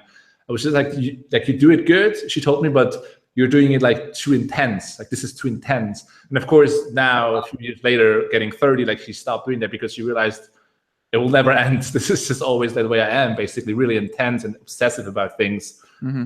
But there are also a lot of people who are kind of more relaxed with their approach to life or achievement. And I'm not sure if they should be obsessive about. I mean, that's not really their. I don't think so. No, believe me. I'm the same way. And I guess, I got to think about it. I think I am very obsessed, and I do the same way as you said with how you are and how your mom told you. That's certainly me as well too, in a lot of ways. But I agree. I wouldn't say like, hey, try to learn how to be obsessed, because gift and a curse. Oh, yeah. I like that. Gift and a curse. It is. It's a gift. I think a lot of these things are gifts and curses in a way. The ability to be selfish and sacrifice is a gift and a curse. There's positives and negatives from it. The ability to be obsessed with something, obsessed with anything, positive and negatives from it. There's good and bad that come with it. Do you have guys in the GTO club who are not obsessed with poker but still want to be or are successful? Yes. Just crazy. Interesting. Yes, it's insane. Explain. I know there's specific one guy who I feel like has an incredible balance in his life, who is also just very smart, very analytical, and does really well at poker. I mean, he plays tournaments. He's not backed at all. He plays on his own money. He has great results. He's got a relationship he puts a ton of effort into. He's still in school. And yeah, it's crazy to see. I don't feel like he's obsessed. He strives for balance though. So he puts his maximum effort into trying to stay balanced at his approach with things. So he's almost like obsessed with balance, basically. Interesting. Right, he's obsessed with balance. That's sort of what he's obsessed with. He's obsessed with the idea of balancing and putting in equal effort and caring about everything that he's doing. So in 2017, Joe Ingram is coaching MTT players. Is that correct? No, we're not in this thing. Like, I mean, he's the only tournament guy in the group, and he's one of the smartest fucking kids I ever met in my entire life. So he doesn't think like most tournament players, which is why he has success that's why he's doing so well. How a tournament player thinking? They ain't thinking much, JNandez. Let's put it like that. A lot of you, I mean, it's just true, right? Like you listen to the podcast with some of the tournament guys. It's just so much different than a conversation with a guy who plays cash is much different than a conversation with a tournament player. And that's also because it's sort of the people that you talk to and hang out with. Tournament players are hanging out with other tournament players. Most tournament players don't necessarily need to get that in depth with the game. They don't need to start thinking about turn and river in-depth ranges and how to play on 1,000 different board textures against 1,000 different opponents. You don't need to think about those things. So your level of thought when it comes to tournaments are very pre-flop based and flop based. So you have two decisions and you're used to putting a lot of your energy into figuring out those decisions. And a lot of those decisions, the variance is going to just cloud your mind so much to the point where you think you're making good or bad decisions when you have absolutely no idea whether it's good or bad. It's just the variance that's sort of been clogged up over time. So now you're so used to just doing things without putting much actual work into it. So naturally that's going to come out in conversation. You're not able to go as in depth about different topics or subjects because you haven't built up the habit of talking about them or working at them. And then you surround yourself with other people who are the same way. And then that's what happens. And I think that's what you sort of realize when you talk to a lot of tournament guys is that's for better or worse, that's just the way they built it up. That's how they've learned poker. That's how they've learned the mental side of poker, the approach side to poker. So, it makes sense why the conversation with somebody like that is going to be different than a conversation with somebody who's, if they approached cash games like that, they would never be winning in 2017. So to be a winning cash game player, you need to build up these qualities. Otherwise, you don't make it. Whereas at tournaments, you don't need to build up these qualities and you can still make it. So I think that's why the conversations are so different. And that's why the knowledge and the approach to life and approach to poker and approach to the game is just so much different.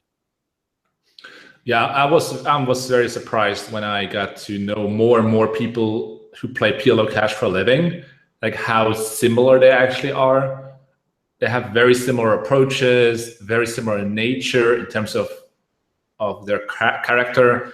And I used to have some enemies in the game where I'm like, I hate to play against this guy. And like this guy always does this thing and he must be like a terrible person or he's so annoying. And then suddenly having to deal with, talking to those guys basically one-on-one on Skype, everybody is just pretty cool. Like most PLO cash players they're very relaxed, but also very serious. They're very humble, but at the same time, very competitive. So at some point I realized, wow, like most of those guys are actually pretty cool. And I didn't hate them anymore as much, which sometimes helps, sometimes doesn't help. But it definitely took away a lot of intimidation factors, because I used to look at some guys and be like, oh, this guy always knows what I have. And then talking to him about strategy, I realized, well, like he's not that good. Like I can win. So that is also helpful. Yeah, I mean, anytime I've talked to any PLO player, it doesn't matter what he plays. If he plays 50-cent dollar, 25-cent, 50-cent. I mean, if you're winning at poker at PLO, especially right now online at any level, you're it's just, you can have a conversation with them for a long time. It's crazy. It's really wild, honestly, talking to other PLO guys. And even the no limit hold'em cash game players, guys. You talk with like the guy like Limitless, who's playing 25-50. You started playing poker, 2 years ago now? I mean, very impressive. Right. Just the way he thinks about life, the way he thinks about poker, it makes sense how he's got to this point. His mindset is so fucking good. It's so strong. So it's you sort of, you need that strong mindset to be able to make it to those highest levels and deal with all the adversity and failure and self-doubt that comes along with that over time. I'm trying to read to the chat for the first time. I've tried it before, but as you always say, it's almost impossible to have a conversation and listen or read the chat. So yeah, you find it tough? I mean, it's easy for me, man. I mean, like I said, this is 24 table in PLO for 16 hours. That's hard. This managing a chat and then a conversation, that's easy. Yeah, plus, you get better over time. Repetition, right? It's you keep doing it, you keep doing it, and then you start getting better at it. So Simonis says, tournament poker is different, Joe. There are more factors involved than in a cash game. Cash games, you play from pure equity perspective, and there are more factors involved in MTTs. First of all, I cannot comment on that because I've never played a lot of tournaments. You could be correct. And second of all, I doubt you played enough cash games to know if that's correct or not. So, I mean, I don't know. I guess that's maybe a subjective thing. But cash games, you play from pure equity perspective. I don't think that's true at all. But maybe, what do you think about that, JNandez? Can you repeat that? Sorry. He said, tournament poker is different. There are more factors involved in a cash game. Cash games, you play from pure equity perspective, and there are more factors involved in multi-table tournaments. I mean, that sounds not only wrong, but also very much simplified. The way I would look at it is a little bit more even a little bit different, let's put it that way. In MTTs, and I do play MTTs sometimes, you will find a lot of pure donks. Just recreational players have no clue at all, like are very bad. And that's just not going to happen in cash game that much. So naturally, you have to play against more regulars. And if you play against a lot of regs on your table, imagine you're playing an MTT and they're like 80% of the people are regs. How would your strategy change? How much time do you need to put in to overcome the rake and have a good hourly? And the answer would be, you need to be really good. And that's basically what happens in cash. Is you play usually, like I play 80% of my hands against regs. So I have to beat someone who puts all their energy, most of their time into poker. And I have to beat him, so I have to do even more than him. This is really challenging. In MTTs, I think what happens from my experience is very frequently in one tournament, you will just see some random guy make a terrible move and just give away his chips, basically. And I know a lot of MTT players who are successful or not necessarily fundamentally strong or not like really good players.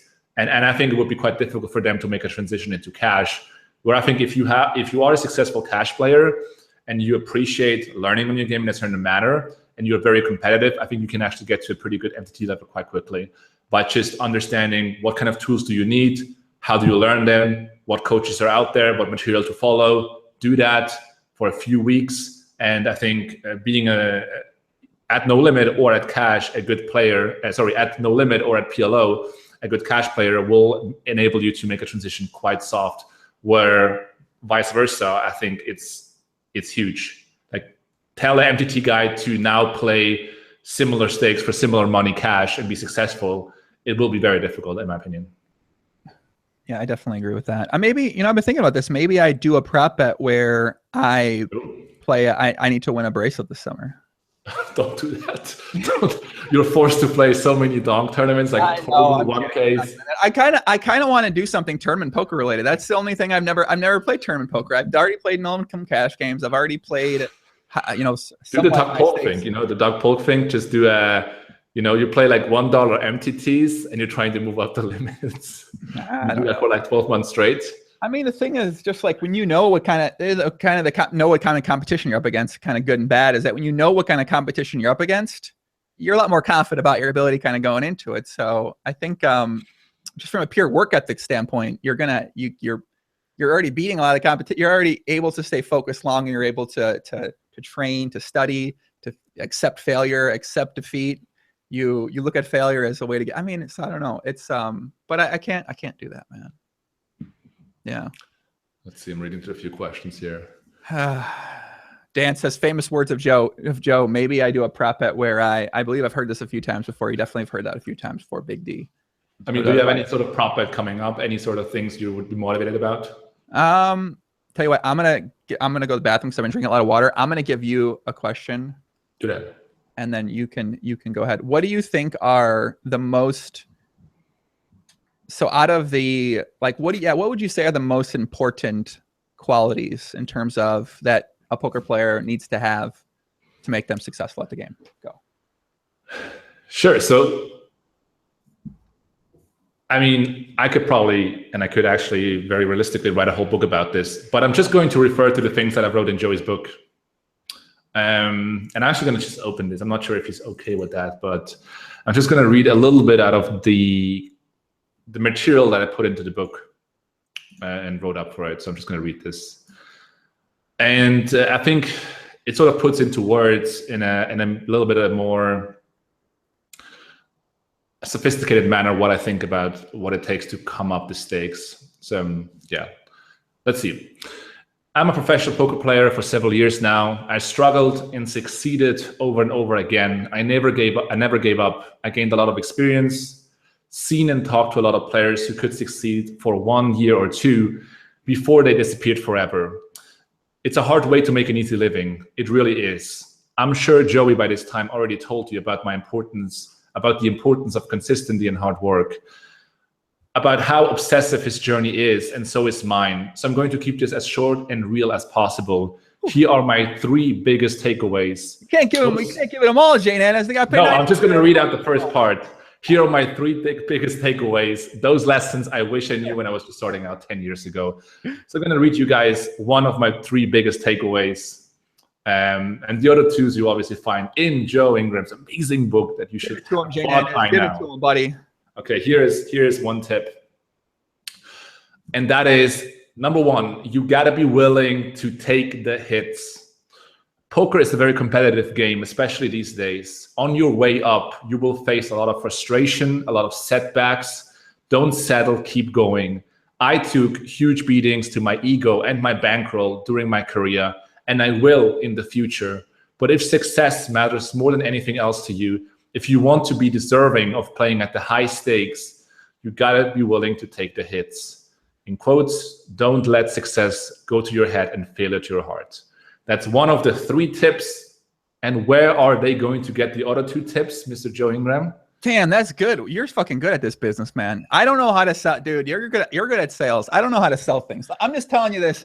If you buy the book, if you can't get $9.99 worth of value from the book, hit me up, email me, joeyingrambook@gmail.com. I will find you $9.99 worth of value. If you can't get better at poker or life for $9.99 worth, I'll give you your money back and I'll fucking send you some. I don't know, man. There's absolutely no chance. This would be the fucking, there is no way someone buys the book and says, I didn't fucking like this book. They're going to fucking love the book, JNandez. I don't know what else to say about that, Poppy. So here's my question. If you would actually sell the book for, let's say, $300. I wanted to sell it for $100, but then I realized, then I said it's not GPO. I want to sell it for $100. I was going to sell it for $100, but then okay, let's say $100. Do you think you could make more money selling it for $100?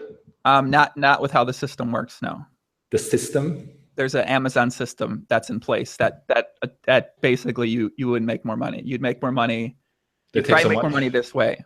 from just a pure, it depends how you look at it. So there's like a different, so there's just the book value in terms of how much you make from the book. And then there's the value you get in a mass number of people reading the book in terms of other things that you might make money from in the future. So you could say, oh, well, if as many people read it as possible, then you still make some money short-term from that, but you also make a lot of money long-term from that with other things that you do, assuming that the book is going to be good, enjoyed, and people are going to get something from it. So I think the better plan is, I'm kind of glad the system's like that, because the better plan is the bigger number of people read it, the more value that people get from it for that price point, the more that they're inclined to want to support something you do in the future, whether it's book with GTO Club Phase 2, whether it's with any sort of other thing that you might have to offer, whether it's they might watch the book, read the book, and then want to watch more podcasts, watch more PLO hand videos, watch more content, become fans. So I think from a pure monetary standpoint is probably the non-GTO way to look at it. I think that there's so many other factors that you have to consider in terms of figuring out the best way to price it that yeah, I mean, any approach is going to be, I'll make any approach good, but I like this approach too. Yeah, that makes a lot of sense to get people to follow you and be able to afford it also and get a following. I think that makes a lot of sense. You also talked about GTO Phase 2. Like, what is that, and how do Oh man, GTO Club Phase 2 going to change the world, JNandez. I'll prop bet anyone in my life. GTO Club Phase 2 comes up again. has between 10,000 and 1 million members in 2 years. I'll prop bet anybody that wants to prop bet that. By the way, I'll book any amount of action up to $10 million on that bet. So I will have 10,000 to 1 million members in the Phase 2 of GTO Club Phase 2. And what that's going to be is a simple, it's going to be a lot of written and video content that's broken down into different courses to getting better at every facet of your life. So every single facet, and also poker. So it's poker and life, mindset, strategy, life mindset, women, cooking, diet, fitness, anything, JNandez. Anything from when you What was the timeline again? Sorry. 2 years from now. 10,000 people. 10,000 members in 2 years from now. Correct. 10,000 to 1 million. And if you want to bet over like 50,000. I love your podcast, but I probably have to take you up on the bet. I mean, 10,000, man. Sure, let's go. Let's bet. No, I'm back up. Back off. I want you to succeed. I want you to succeed. So I don't want to send any bad energy. So what does it mean? 10,000 people in what kind of context? What are they? Are they paying or monthly memberships? Yeah, monthly membership. Wow. Correct. Yeah. So it would be like a training site for many facets of life. I mean, I guess it's training site. There'll be a lot of content. There'll be a lot of unique content specifically that I make. I mean, you try to figure out my strong suits. My strong suits are creating content, talking on camera, getting people fucking fired up, helping people get better at things. So all these things sort of, they all work together. So there'll be a lot of content. So are you planning to go out of the poker round then as well for that? Oh yeah, for sure. What is the GTO strategy for it? Not sure, man. I don't think you need a GTO strategy for it, really. I think the idea is to just create content that appeals to more people outside of poker. And then you just keep pursuing that. So have more podcast guests that are outside of poker. Have people with their own audience bases that find your stuff, find your content, find the value in it. And then, yeah. What would be like an industry that is appealing to you to talk to? Probably something along the lines of anything with men in it. So gaming, DFS, entrepreneurship, tech, any of those things, sports. So I'm already in daily fantasy sports world, which, shout out to me. I did that for a specific reason. And I think that it'd be easy to get into these other realms as well too. And then plus you leverage your relationships you have with people. So I have a lot of relationships with people out there who have big fan bases as well, who are going to be more than happy to support what I'm doing, provided the value is good and the product's good. So I have absolutely, believe me, man, 10,000 ain't a lot. Y'all tripping if you think 10,000 is a lot, man. I mean, so look who's tripping. But yeah, I mean, I don't know. The thing is, if you aim for 10,000, if I get 10 people in it, man, I'm gonna be pretty happy. So no, I like it because it's a number that is a challenge, Exactly. I mean, I think 100,000 is a better challenge, but hypothetically, we're talking about a bet. I think 10,000 is good. If we want to make it like 50,000, I mean, I'd be more than, maybe give me a couple of years though. But if you have 10,000 subscribers, are you gonna be streaming on a yacht then, or how is that gonna work? I don't know, man. I'm not sure. Zero chance he gets 10,000 pings. So listen, man, CR Martin, that's a losing player mentality right there. Anytime you think anyone has zero chance of anything, that's a losing player mentality. And you know, they said I had zero chance to play 600,000 hands in a month too. They said I had zero chance to play 50,000 hands in a day. They said I had zero chance to play 450,000 hands in a month. I said I had zero chance to write this book in 11 days and put out something that people are going to enjoy, my friend. So whenever you're ready, man, put the money up. Let's go. Let's get it right now. I'm ready. Let's do it. Could be an epic prop bet, though. I mean, you're really good. Let's do it, baby. I'm fucking ready. I'm telling you right now, man. There ain't no way. There ain't no way. No way it doesn't fail. But I guess I'd have to put all my energy into that too, though. So. Are you then, or are there other things on your horizon that you're trying to accomplish as well? I don't know. A lot of things I like doing. You know, I kind of want to keep growing the podcast.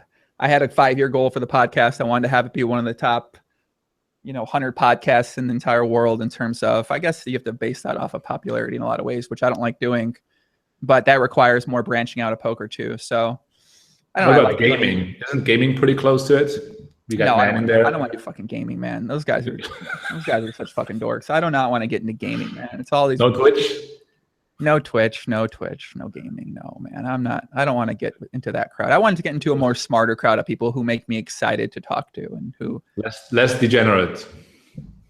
Yeah, less. I mean, I don't know about less degenerate, just an older crowd, not necessarily the gaming crowd, which is younger people and people who sit in the fucking basement all the time. And there's nothing wrong with sitting in the basement all the time, but it is wrong. Is what you're saying. Interesting. Yeah. Do people not realize 10,000 subscribers? I mean, I don't think that's a lot. There's how many people there are in the world, how many men there are in the world. There's a lot of, there's an infinite amount. I mean, PewDiePie on the pot. Yeah, I mean, that would help, but I guess it could happen. I mean, when you think about it, JNandez, right? If you have a business that you want to grow, a lot of it's going to also come down to who you know in your relationships and your network of people. And how do you gain a network of people? How do you gain relationships? Well, you go spend time with them in person. You go hang out with them. You go get to know them. And I think people underestimate that enormously. When people talk to me, why are you coaching? It's like 2 years ago, I couldn't imagine who I would talk to about whatever, just because I put myself out there and started talking to people and connected to people. Like I imagine 3 months ago, I was on a Skype call with Doc Polk talking strategy. I was like, hey, I have a few questions. We are like, we got better. We were sort of forming a relationship through Upswing and get to know each other. And I just asked him, you know a lot about poker and I'm just all about poker. I have a few questions. Could you help me out?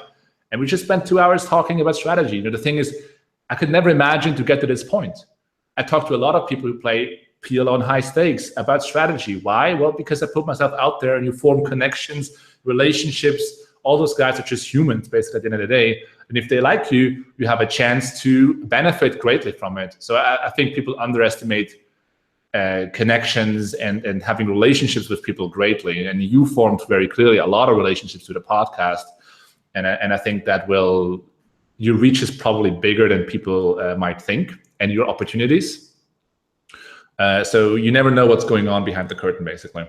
Yeah, I think that's very true. Is that you build the relationships, but in terms of if you want to, I don't really ask people for anything. First time I really asked somebody something outside of, do you want to come on the podcast, is say, hey, do you want to contribute to the book? And that's like a tough thing to do because I don't like to ask people for anything. Jab, hook, right? No, I don't know. I just don't like asking people for anything. I don't like asking people to buy anything. I don't like asking people to help out in a lot of ways, which is kind of my gift and curse as well too. Is that yeah. I know. I mean, I followed the podcast, but people want to help. People they enjoy to see that they can help you actually. So when I heard about contributing to the book, I was obviously very flattered and happy because I spent so much time with the podcast that now I could actually give something back in some way and fashion. And I think a lot of people feel about in a very similar way, where you give them exposure or entertainment or informative stuff, and they would be happy to give something back, but they can't because how? And that's a very simple way of doing it, of just asking, saying like, hey, look, if you enjoy the podcast, buy Joey's book.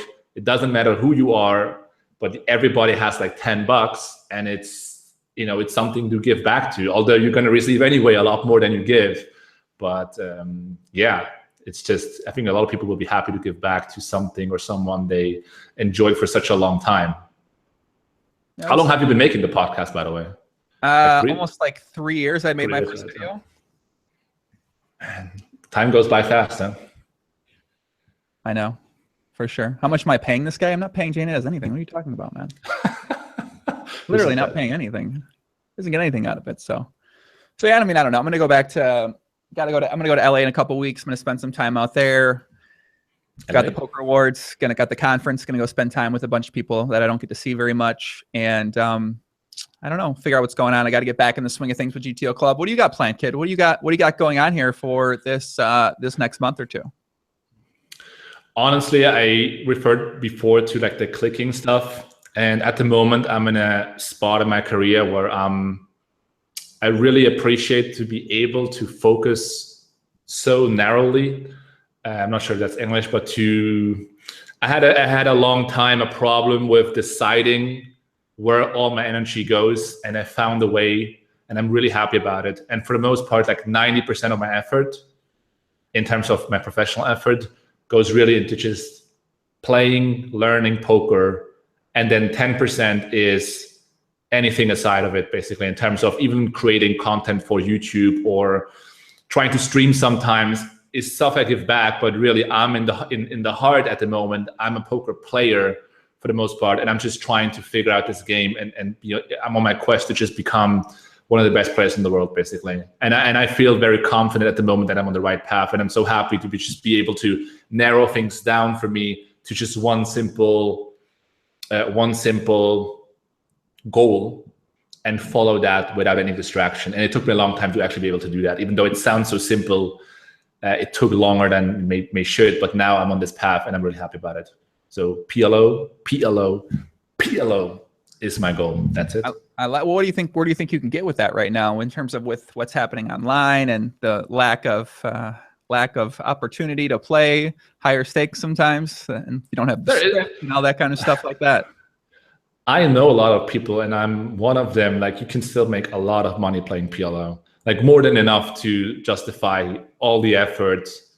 And yeah, I mean, I don't really want to go into too much detail, but the thing is, complaining about how the industry is performing at the moment is not only not helpful, but I also think it's out of place and it's not true.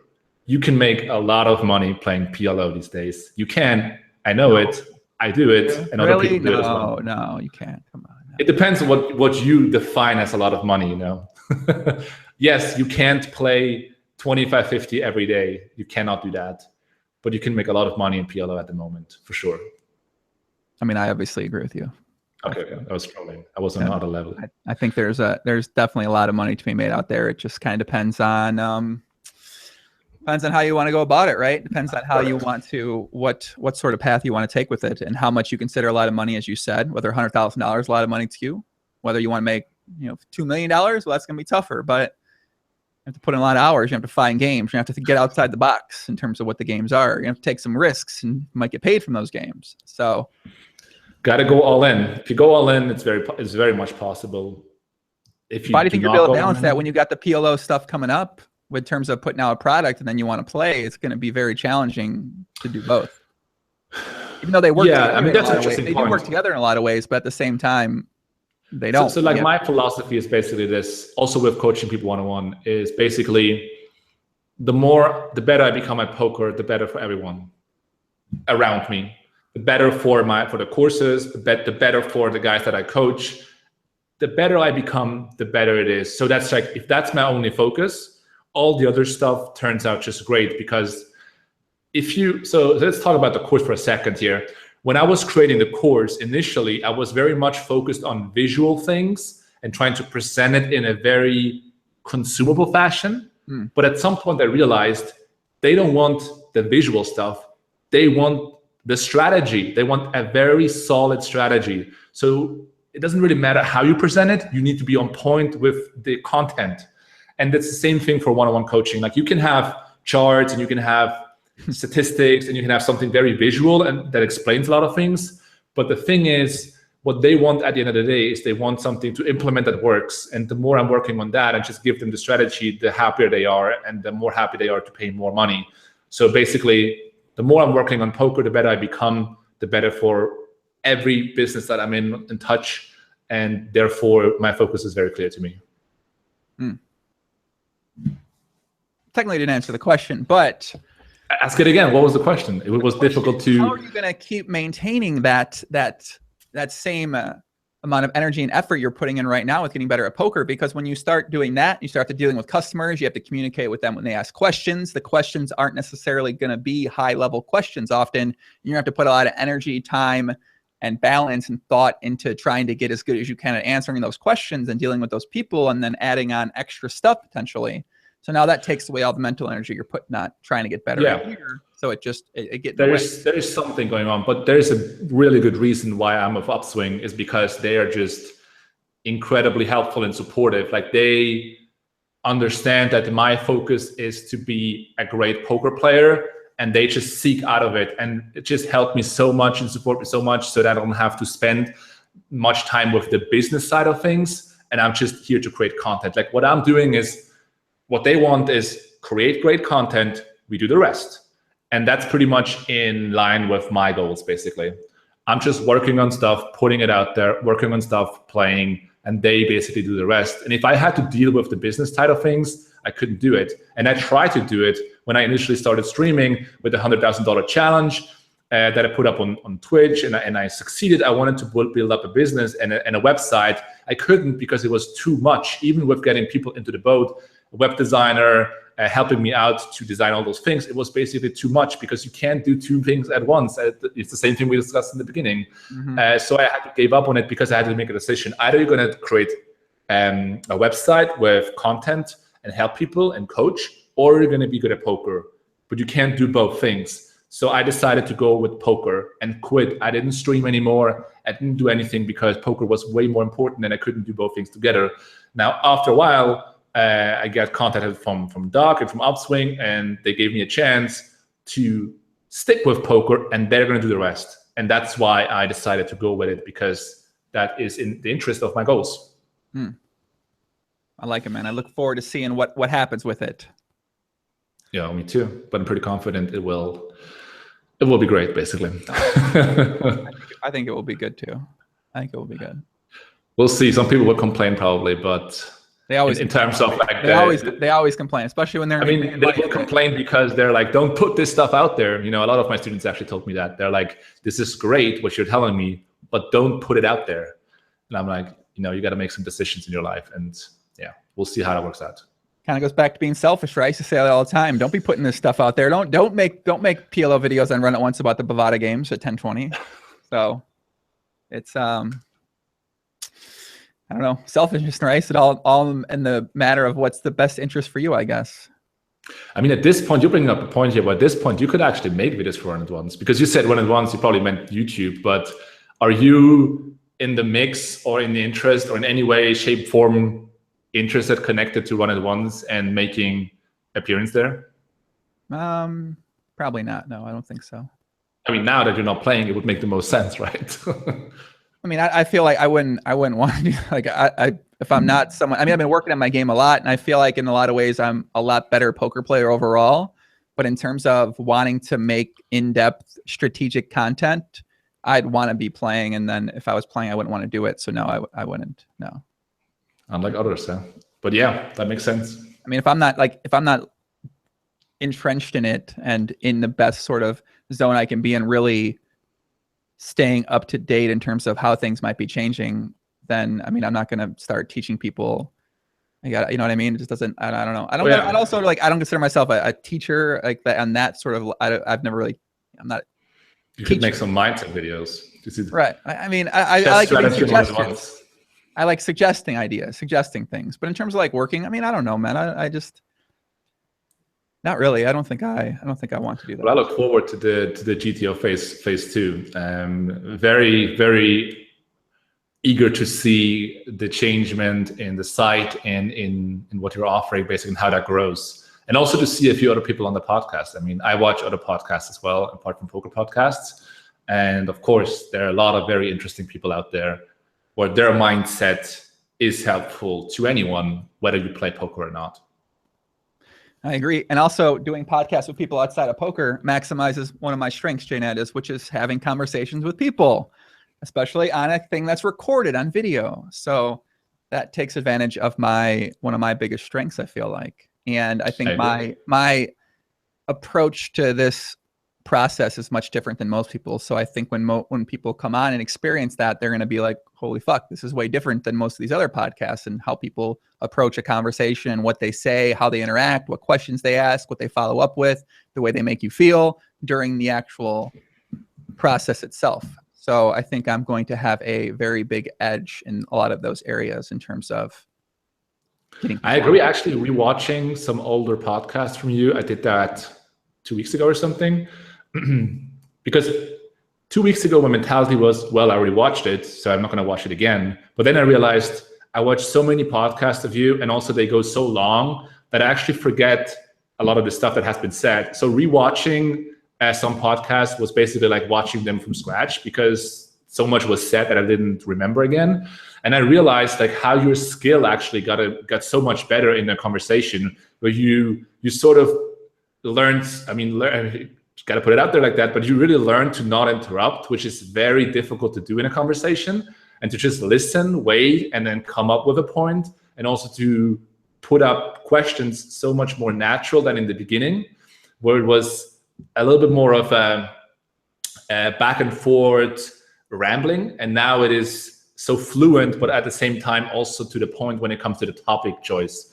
So I saw a lot of improvement 3 years ago to now, which is obviously no surprise. But I was actually surprised seeing it, because if you follow someone every single podcast, you don't really see the progress, because you just see him all the time. So the small jumps that he's making are not so visible. Wasn't so visible to me, basically. But looking back, it was a very big difference. Did you actually rewatch any of the podcasts you did, 3 or 2 years ago? No. Or parts of it? Not really. I mean, sometimes. Well, I feel like kind of weird watching my stuff sometimes, but I think it all comes from poker. Is that I'm so used to trying to get better and better and better at poker, and seeking out information to get better at poker. So when it comes to doing podcasts, you can do the same. There's a lot of great information out there in terms of talking to people, conversations, dealing with an audience. I mean, not super a lot of stuff, but there's ways to keep getting better and better at it. So if you're used to trying to get better and better at what it is you do, well, that's going to be very valuable, because most people just try to do it. So like when I'm doing the podcast with you, I'm trying to improve and get better at the way I have a conversation with somebody, and the way I talk, the way I might move my fucking hands, the way my voice might change, the way I might bring up a question, the way I might follow up with a question. And I think that is something that I picked up from poker, where I'm always trying to get better and better and better. And I think it's only natural sort of thing. Before that, I mean, I talked to people, but I played poker. I wasn't having in-depth conversations with anybody but women I may have been dating at the time. So what are your strategies, basically, or what are your tips? Can you give something away in terms of how to be a great conversationalist? Can't. Then Something. People will know. You'll be able to pick up fast on you'll be able to see kind of my strategy and what I do and how I approach things, and then you'll be looking at that. You'll be noticing that instead of just listening to what's happening. I mean, the introduction obviously is one very obvious part where you improved on. For sure. Why is the introduction important, JNandez? It builds up excitement for the audience. Oh, well, that's one sure. It also like it's there. It's deep, man. It's like there's like a 10-layer thing there. Why that introduction is important. It's important to make the other person feel comfortable. So you build them up, put them into a good situation, trigger him to get into the podcast with positive emotions, and then we go LFG. For sure. That's definitely a big one too. It's definitely a big one right there. You give the introduction. Moderators. Yeah, you think I'll tell you off screen, but there's a lot of very very, very good reasons for doing that. So now people are wondering.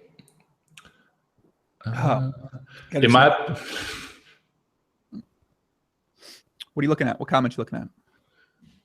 And so look, IMO table talk only works versus people with poker IQ less than 1.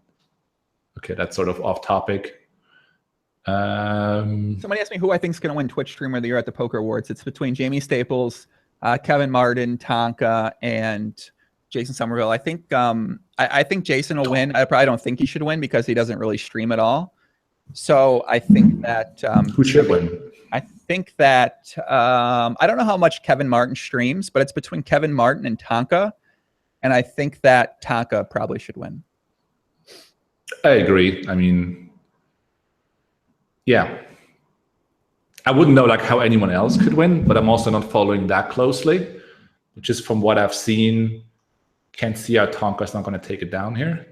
Yeah, I mean, I think Jay Carver will win it because Jay Carver is just more popular, well-known, gets a lot of viewers on his stuff when he does stream. But I think Tonka has been doing it consistently. He's got a big audience. He's been getting better and better. He's good at poker. He's having good results. He's been branching out, doing stuff with 888 Poker, been doing some live stuff over there, traveling to Europe.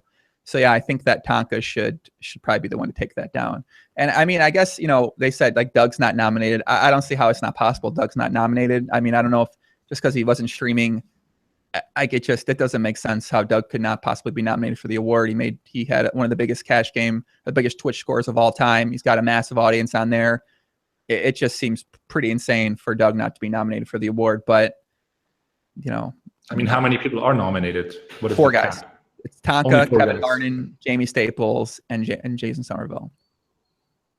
So who would you take out for Doug then? Probably Jamie Staples or Kevin Martin. I'm not sure which one, but I'd put Doug in over the top of one of those, and probably I'd put him over the top of Jay Carver as well too. But that's sort of closer debate. But is then Doug nominated for any other awards? No. Is there no poker media or poker ambassador?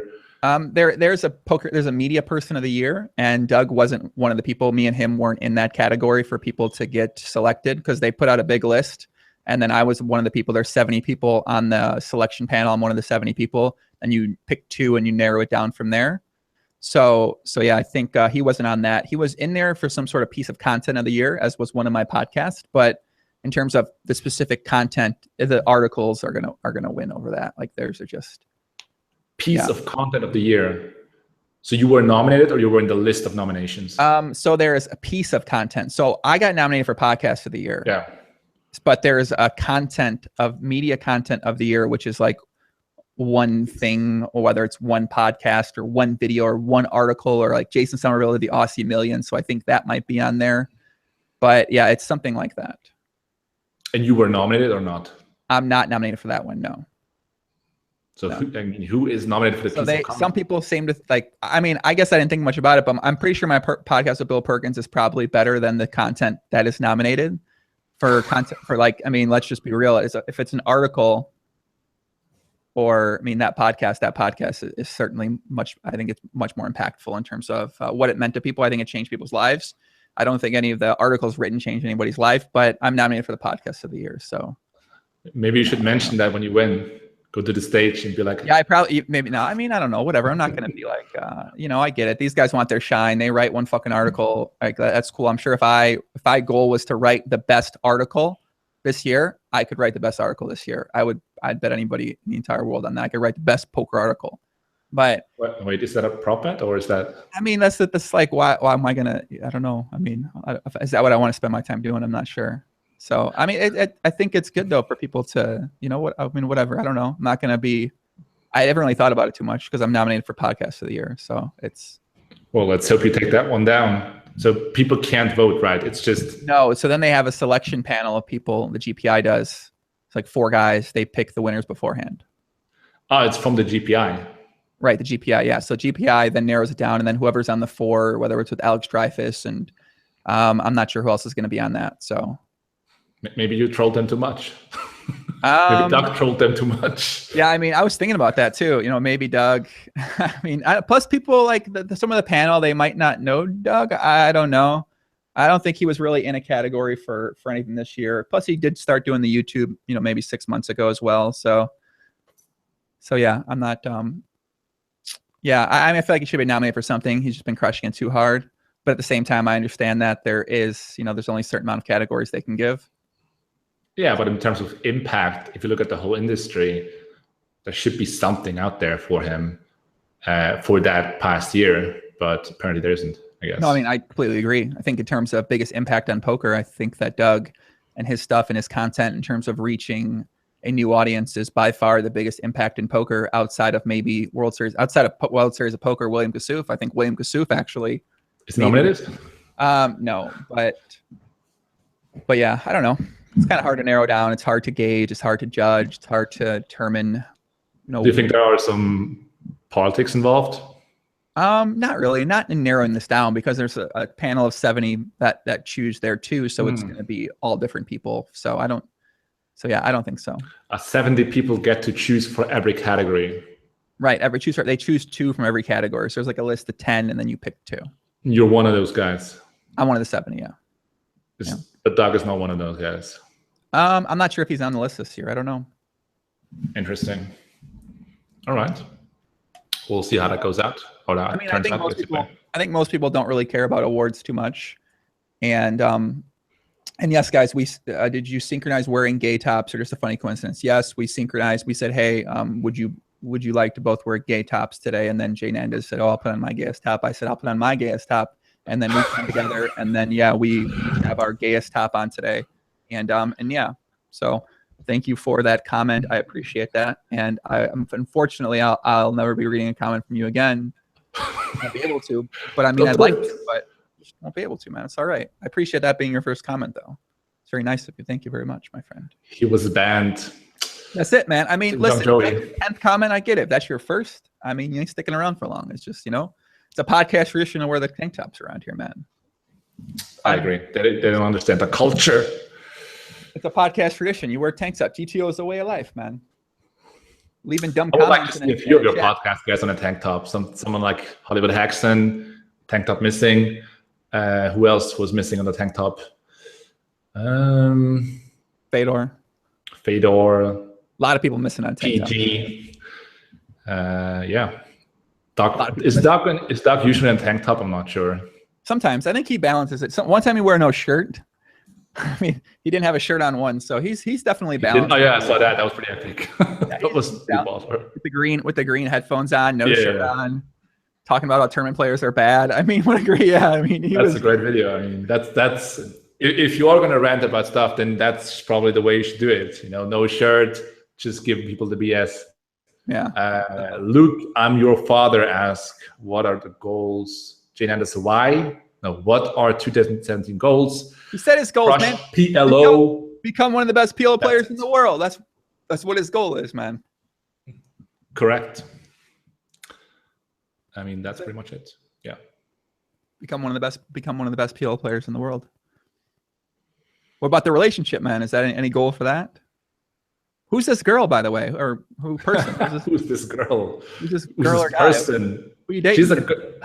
I mean, after the gay tank top, I know. We're all insecure now, right? You're wearing a gay tank top. I'm wearing a gay tank top. I don't know who my special guy or girl. I'm not sure what makes it gay though. But okay. What's up, boo? My girlfriend is a police officer, which is pretty. It's not a joke. It's true, man. I mean, she's in the process of becoming a police officer. She's pretty much done, though. She's at the end. 18 years old? What are you on the... Sorry? What is she, 18? No, I mean, in Switzerland, if you want to be a police officer, you actually need experience. So you have to actually had another job before. And usually the guys who apply are like 23, 24 or older. So she is 26, 27. Okay. Gets 27 this year. So pretty similar to me. I'm 29, getting 30. But apart from that, there's not much to say. Like, I'm not really looking for a girl who is into poker, just to clarify that. Like, I'm not really trying to bang. Apart from, like, I'm in poker so much, I don't really look for someone who can talk with me about more poker at all. So I really appreciate having no shots. Okay, no shots in this part here. And I'm trying to build some very strong. Me and John Beaupre, mainly John Beaupre now. trying to build some strong Pot Limit Omaha female players to represent. But you know, when you're trying to get to an elite level out there, there's not many people you can really talk poker with anyway. So you don't want to answer those new questions. Let's get straight to the point. Look, if I'm watching if there's poker on TV, which never will happen with me and my girlfriend, I don't want her to be like, I think this guy makes a bad call, or so. I just don't see myself in that discussion. You know, I don't really want to. I don't enjoy those discussions with new friends in poker, although I don't really have those that much. But I definitely don't want to have those discussions and explain poker and, you know, to someone novice and then have to talk about it, you know, on dinner or whatever. I have enough poker in my life where I'm appreciated to talk about it with my poker buddies and the guys that I coach and friends. But in private, like, I like to choose different topics, basically. So, okay, so she plays poker, or she doesn't play poker. She's a cop. Is she over 6 feet tall?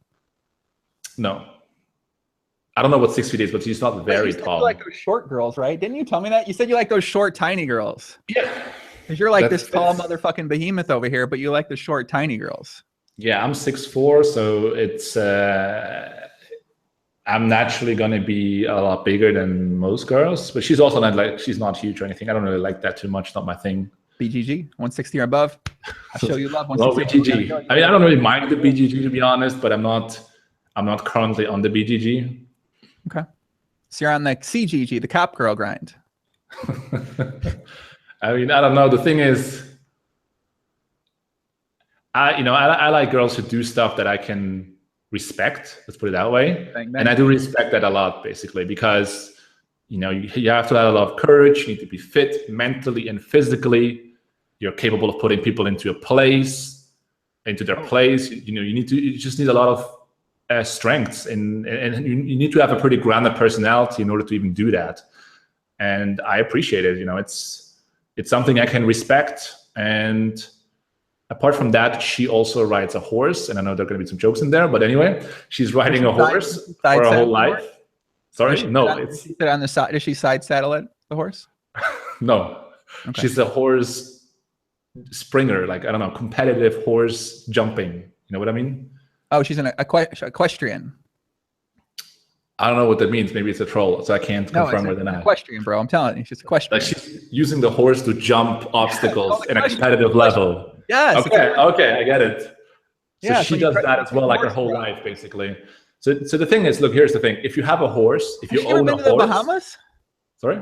Has she ever been to the Bahamas? No. Okay. So if you have a horse, if you own a horse, you have to actually take care of the horse every single day. That's just how the way it works. Now, that's great because it means that she gets to spend time with the horse, and that gives me more time to work.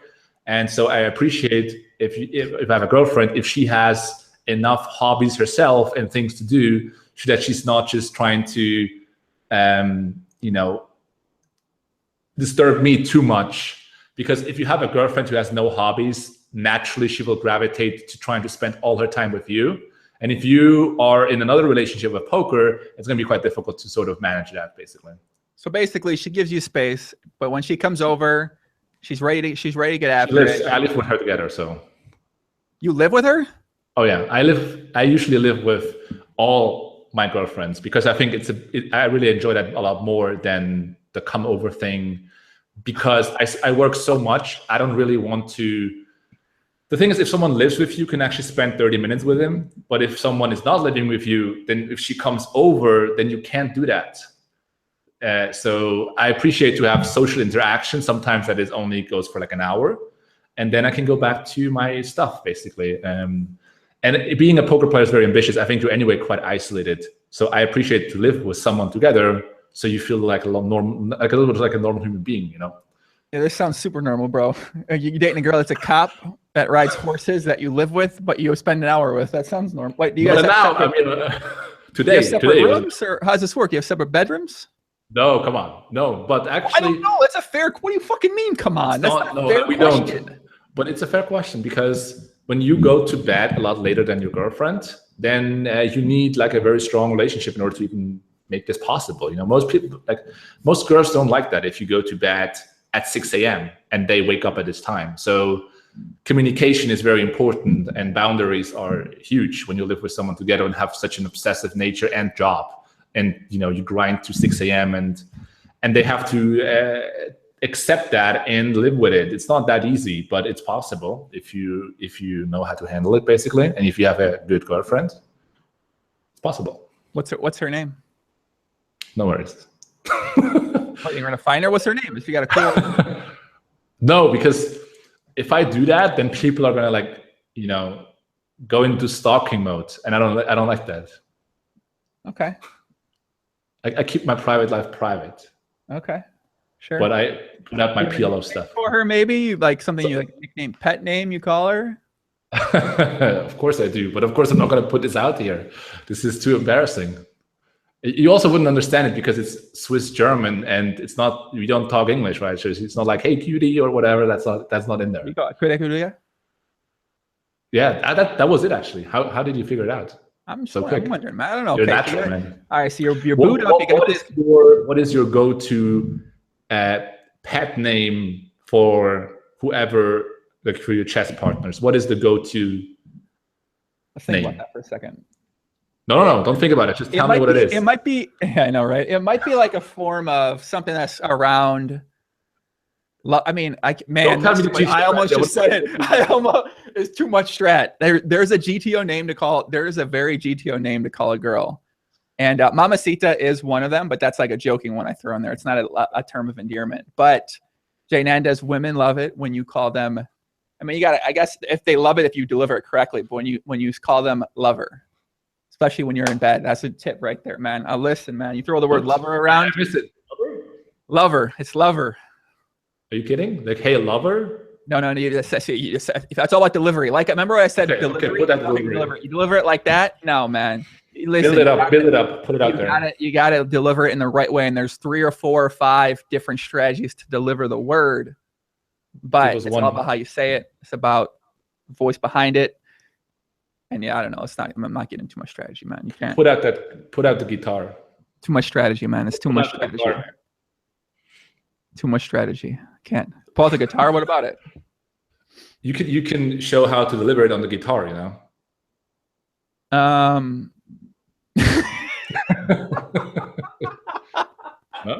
Fuck it, why not? Put it out there. People want to see it, Okay. Chess GTO, baby. All right, so let's say you take them down. Let's say she's in this chair, right? And let's say, pretend this is her. We're gonna call her Cindy. All right. Let's say Cindy's in the chair, and you say, Cindy, man, they want to show me how I put it down on you, all right? And then you say, how are you going to put it down? You're going to drop the top? Yeah, wait, that's the wrong one. Wait, how do you drop that? I got to drop the top. Hold on, bro. Wait, fuck, how do you drop the top? She'd leave me now. Damn it, man. Wait, which side is it? Oh, it's this side. Oh, no, it's the wrong side. Okay, this side. Wait. Then you drop the top on her right there. You put her back. You put her back, JNandez, right? We can see it anyway, so. Wait, it is back. No, I don't. Can't get it. Why won't it go back when I'm sitting? Not pushing it. This won't go back when I'm pushing. This is crazy. Look at this. And then when you try to push it back, it don't go. What the? This could be one of the top moments. This could be one of the top moments. This is sick. It won't go. Fucking chair. Yeah, it won't go back. So what is this position called? Comes from the chat. Well, I guess that's how you're getting. Go back to the gym. It won't go. It actually reminded me of another golden moment from the stream, and that was I awarded as the most awkward moment on your stream. Brian Hastings dancing to music that only he could hear. I mean, do you remember that one? No.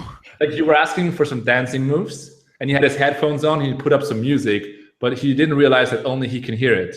He started dancing, but the thing is, if you dance without music, it looks kind of weird. And that was a pretty gold moment. That sounds fucking creepy. I gotta be honest with you. Oh yeah. That's cool though. Couldn't get this chair. JNandez, if you were gonna watch porn, would you rather watch yourself have it with a girl, or would you rather watch someone else have it with a different girl? I mean, that's pretty easy to answer, right? Like, I'm not that narcissistic. Let's put it that way. I can't even watch my own stuff when I'm streaming, or like this podcast I'm never going to watch, because it's just, I don't really watch myself. It's very weird, I think. So you never tried?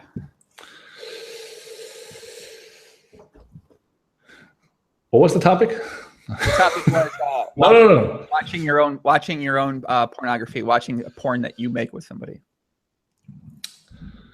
Listen, I haven't tried, but I actually know and have friends in school and university that would have came up to me and be like, hey, look at what I filmed yesterday. And they were just pointing the phone to my face. And it's basically a girl giving a blowjob. But the problem is 90% of the pic is his dick. And I'm like, dude, I don't want to see that. What is that? What is this? Bro, you're answering a question I didn't answer. Okay, I didn't say if you ever watched one of your friends. I'm just saying other people are doing it. I don't appreciate it. No, that's not what I asked you. I didn't say, hey, has your buddy fucking shown you his dick? And no, I didn't ask you that question. Okay, I asked you, have you ever watched yourself from a pornography standpoint where you put it on your phone or something like that? The answer is no. But is that a recommended strategy from the GTO chess club in order to improve your game? Can you confirm that? Yeah. First of all, it's GTO for a number of reasons. One, you get to see what you're doing, right? So maybe sometimes you're spending too much time in missionary position. Maybe you're spending too much time focusing on one position. You ain't switching it up. You want to bring a balanced mixed game strategy to the table in terms of when you're approaching the situation. So one, you get to watch your play. I think it's very, very important to ghost yourself and watch your own play. See where you can make mistakes. See where you can get better. See what you're doing well. Second of all, I think it's good to watch back with the girl, because then you guys both get to see how you do it. Also kind of turns you on and gets you excited, gets you going. It's a way to sort of get things moving pretty well. And also, maybe she can see where she might need to improve on a situation, or you can improve on a situation together as a team. Third reason, I think it's good because, I mean, listen, man, sometimes you want to relive some old memories, baby. Sometimes you want to go back in the vault, and sometimes you want to say, hey, that was fun. Here's my question about that, which is, are you willing to review some chess sessions of your GTO members? 100%. I'm willing to review chat. Yes, I am willing to review. Yeah, of course. I mean, I have a specialist that helps me out with this. I'll bring her in. She'll be helping out too. So did it already happen? Yeah. Are you kidding? No, not someone asked me. Someone didn't ask me, can I review them? But I mean, I've reviewed my own, yeah. Oh, okay. With my coach, yeah. With your coach, but the coach wasn't in the match. Oh, yeah, she's in the match too. Oh, she's in the match too? Yeah. What are you talking about? Of course she's in the match. Okay, so where did you upload it? It's not uploaded. It's a what? Private thing. Isn't it part of the GTO membership? No, this is something separate. This is just a separate video that we've done together. I mean, that could be a potential strategy to get to 10,000 subscribers. Listen, I thought about that too. Who doesn't want to get better at having sex? I mean, that's just the chess lab. Who doesn't want to be in the chess lab? You know, I mean, the market is pretty big, so I see some potential. That's my point exactly. Poker Street says can't watch us. Listen, man, if you can't handle this, that's okay. Rasmus is saying going hard at the point now. Conversation with two adult men that are trying to get better at being with themselves and being with other people. So I think this stuff is very important. I think this kind of topic is very important that most people don't talk about, Fernando. And that's why a lot of men out there struggle. They struggle to keep women happy. They struggle to keep themselves happy. They struggle to be able to enjoy sex to the fullest because, one, they don't know how to enjoy sex. Two, they're so used to watching porn and getting off by pornographic thoughts that they have no idea how to be present in the moment in their own mind during sex, and their mind drifts off elsewhere. So they're just not used to putting an effort into the bedroom with pleasing their woman. And then when their woman goes and fucks a guy like me, they say, man, this girl's such a slut. Why'd she go fuck Steve? When really, you ain't putting in the effort. You ain't putting in the work. You ain't putting in the heart. You ain't making her say, praise motherfucking Jesus. Praise motherfucking Jesus. I think that's a big thing, right? Who doesn't know how to enjoy sex? I mean, I'm telling you, man, they don't. They don't, man. They don't. How'd the no porn prep bet go? It went well, man. I got to work on my game. Got to work on my strat, man. Wait, you won? Huh? You won? Yeah, I won the bet. It's the easiest bet of all time. What are you talking? That's way easier than writing a book. That is like the simplest thing ever. Yeah. Interesting. So, I mean, why don't give it a go? Why not create a second site and just see if people are interested? Well, they'll definitely be interested. Me and Ebony have talked about doing it already. But I mean, I think that it would be a massive successful site. I mean, are you required to be naked? It's like, are you going to be naked in there as well? I mean, yeah, man, I'm putting my fucking dick out there, man. I'm showing off the ding dong. Yeah. Oh, no, I'm kidding. I don't know. Yes or no? I mean, someone got to be naked, or is it just a theory lab? Come on.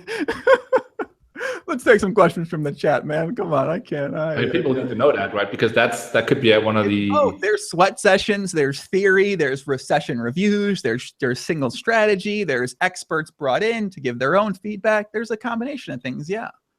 Yeah, you could do like the earplug thing. You know, you give a friend like an earplug, you watch it through the cam, you give them tips, and you record the whole thing. It's not the worst idea. It's not the worst idea. I mean, it isn't. Maybe you find a couple that says, hey, we're willing and we're open to the ideas you suggest, and then you can give them feedback and ideas. I mean, that's a good one. I think that's not a bad idea. I mean, people would see it. People want to watch it. Let's put it that way. Yeah, I think they would. Let's take a couple questions from the chat, man. Okay. Let's see. He went without porn for how long? What's it now? What is January? January counts too. So what? 6, 7, something like that. I don't remember when the. So you just completely stopped. Is that what is happening? Yeah, pretty much. Yeah, I think it's easy. I think once you realize how much sex becomes improved in your life. I don't know. I mean, if you're someone that cares about that stuff, I think it's important. I think it's a big change too. Chess ghosting. All right, whatever. Let's see. Chess ghosting, yes. Backdoor quadra, yes. Pascal says, my boy Tony Roberto at the final 17 at WPT in Borgata. I feel like Fedor got scammed with this no jerking off prep bet. If you can still use the backdoor. Oh my god. Would you rather have a penis for a foot or a penis? That's actually not a good one. Do you think no masturbation is GTO? Probably not. Oh my god, I'm at the gas station and you said my dick out. This lady just gave me the worst look ever. Well, see, these questions went off the fucking rails, JNandez. God damn it. That's true. Any book recommendations? Luke says, I just bought yours. My top book recommendation is Chasing the Poker Dream, The Qualities of a Successful Poker Player by Joey Ingram with, I don't know how to put in there, JNandez, that other people contributed words to the book. I don't know if I should put that in as like the co-authors, or I don't know how to word that when I write it. I don't know what to do with that. On the cover, you mean? Or I mean, on the cover, on like the information page, I'm not sure if I should say it or if I shouldn't say it, or because, you know, they're not like a big part of the, I mean, their book's 47,000 words. Some people contributed 500 words, 1,000 words, 2,000 words. So. Yeah, I mean, you got some guest posts, or I'm not sure how to call that. Yeah, I don't know how to necessarily, I don't know how to phrase it either. I don't know. I don't think anyone would be mad if you didn't like include it, obviously, in the cover. Yeah. But it might be a good selling point, though, you know. I'm certainly interested what someone like Cole South has to say. Forgot the topic, but I remember that when I saw it in the outline, it was quite interesting. Yeah. No. All right. Contributions by. Okay. I like that. Joe, I think I'm your biggest word spreading in Italy. You'll get some orders from here. I like that. Thank you very much. You say with additional content. Okay. I like that. Okay. All right. I'll put that in there. It's a good idea. Contributions. Perfect. I'll put that in there. Okay. Excellent. Excellent. James says, I was hoping to improve my Raz, Stud 8, Badusi, and other mixed games from this book. You'll definitely improve your approach to the game for sure. I don't know, JNandez, what's your plan here for this next coming up month? What do you got going on? I mean, I got the Upswing stuff I'm working a ton of. I got the stream I'm going to do occasionally, not too often though. And for the main part, it's learning, teaching, playing poker every day. Like I don't really do many things. And I think that's, at least for me, the best way to approach it. So I couldn't do, like you talked recently with Doc about it, I think. Like I couldn't do I couldn't do like a daily vlog thing because it's just like the same thing every day.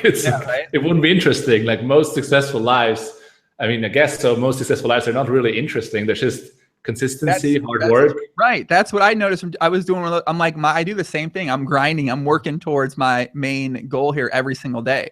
So it's not very exciting. It's like, hey, what's up, guys? Gonna go on the computer here and fucking work for 6 hours here and study some stuff and then I'm eat some food and I'm gonna fuck my girlfriend. It's like you do the same thing every day, basically. I'm doing the same thing on a consistent basis. You know, how can you make that exciting? Yeah, guys, what's up here? Yeah, we're go outside. I go to the pub, make some beer, and fucking ride home. You know, like I don't know, man. I don't know. People will still watch it because vlogs are just so entertaining for many people, even for myself. All right, guys, hold on. JNandez, I'm gonna make a vlog. I'm gonna fold my hand. I'm gonna fold my hand. All right, guys, folded the 6, 4, 7 there. I don't think it was a good open there, and then we're on to the next hand. I don't. Now you have to extend to 20 minutes. Then you get the vlog.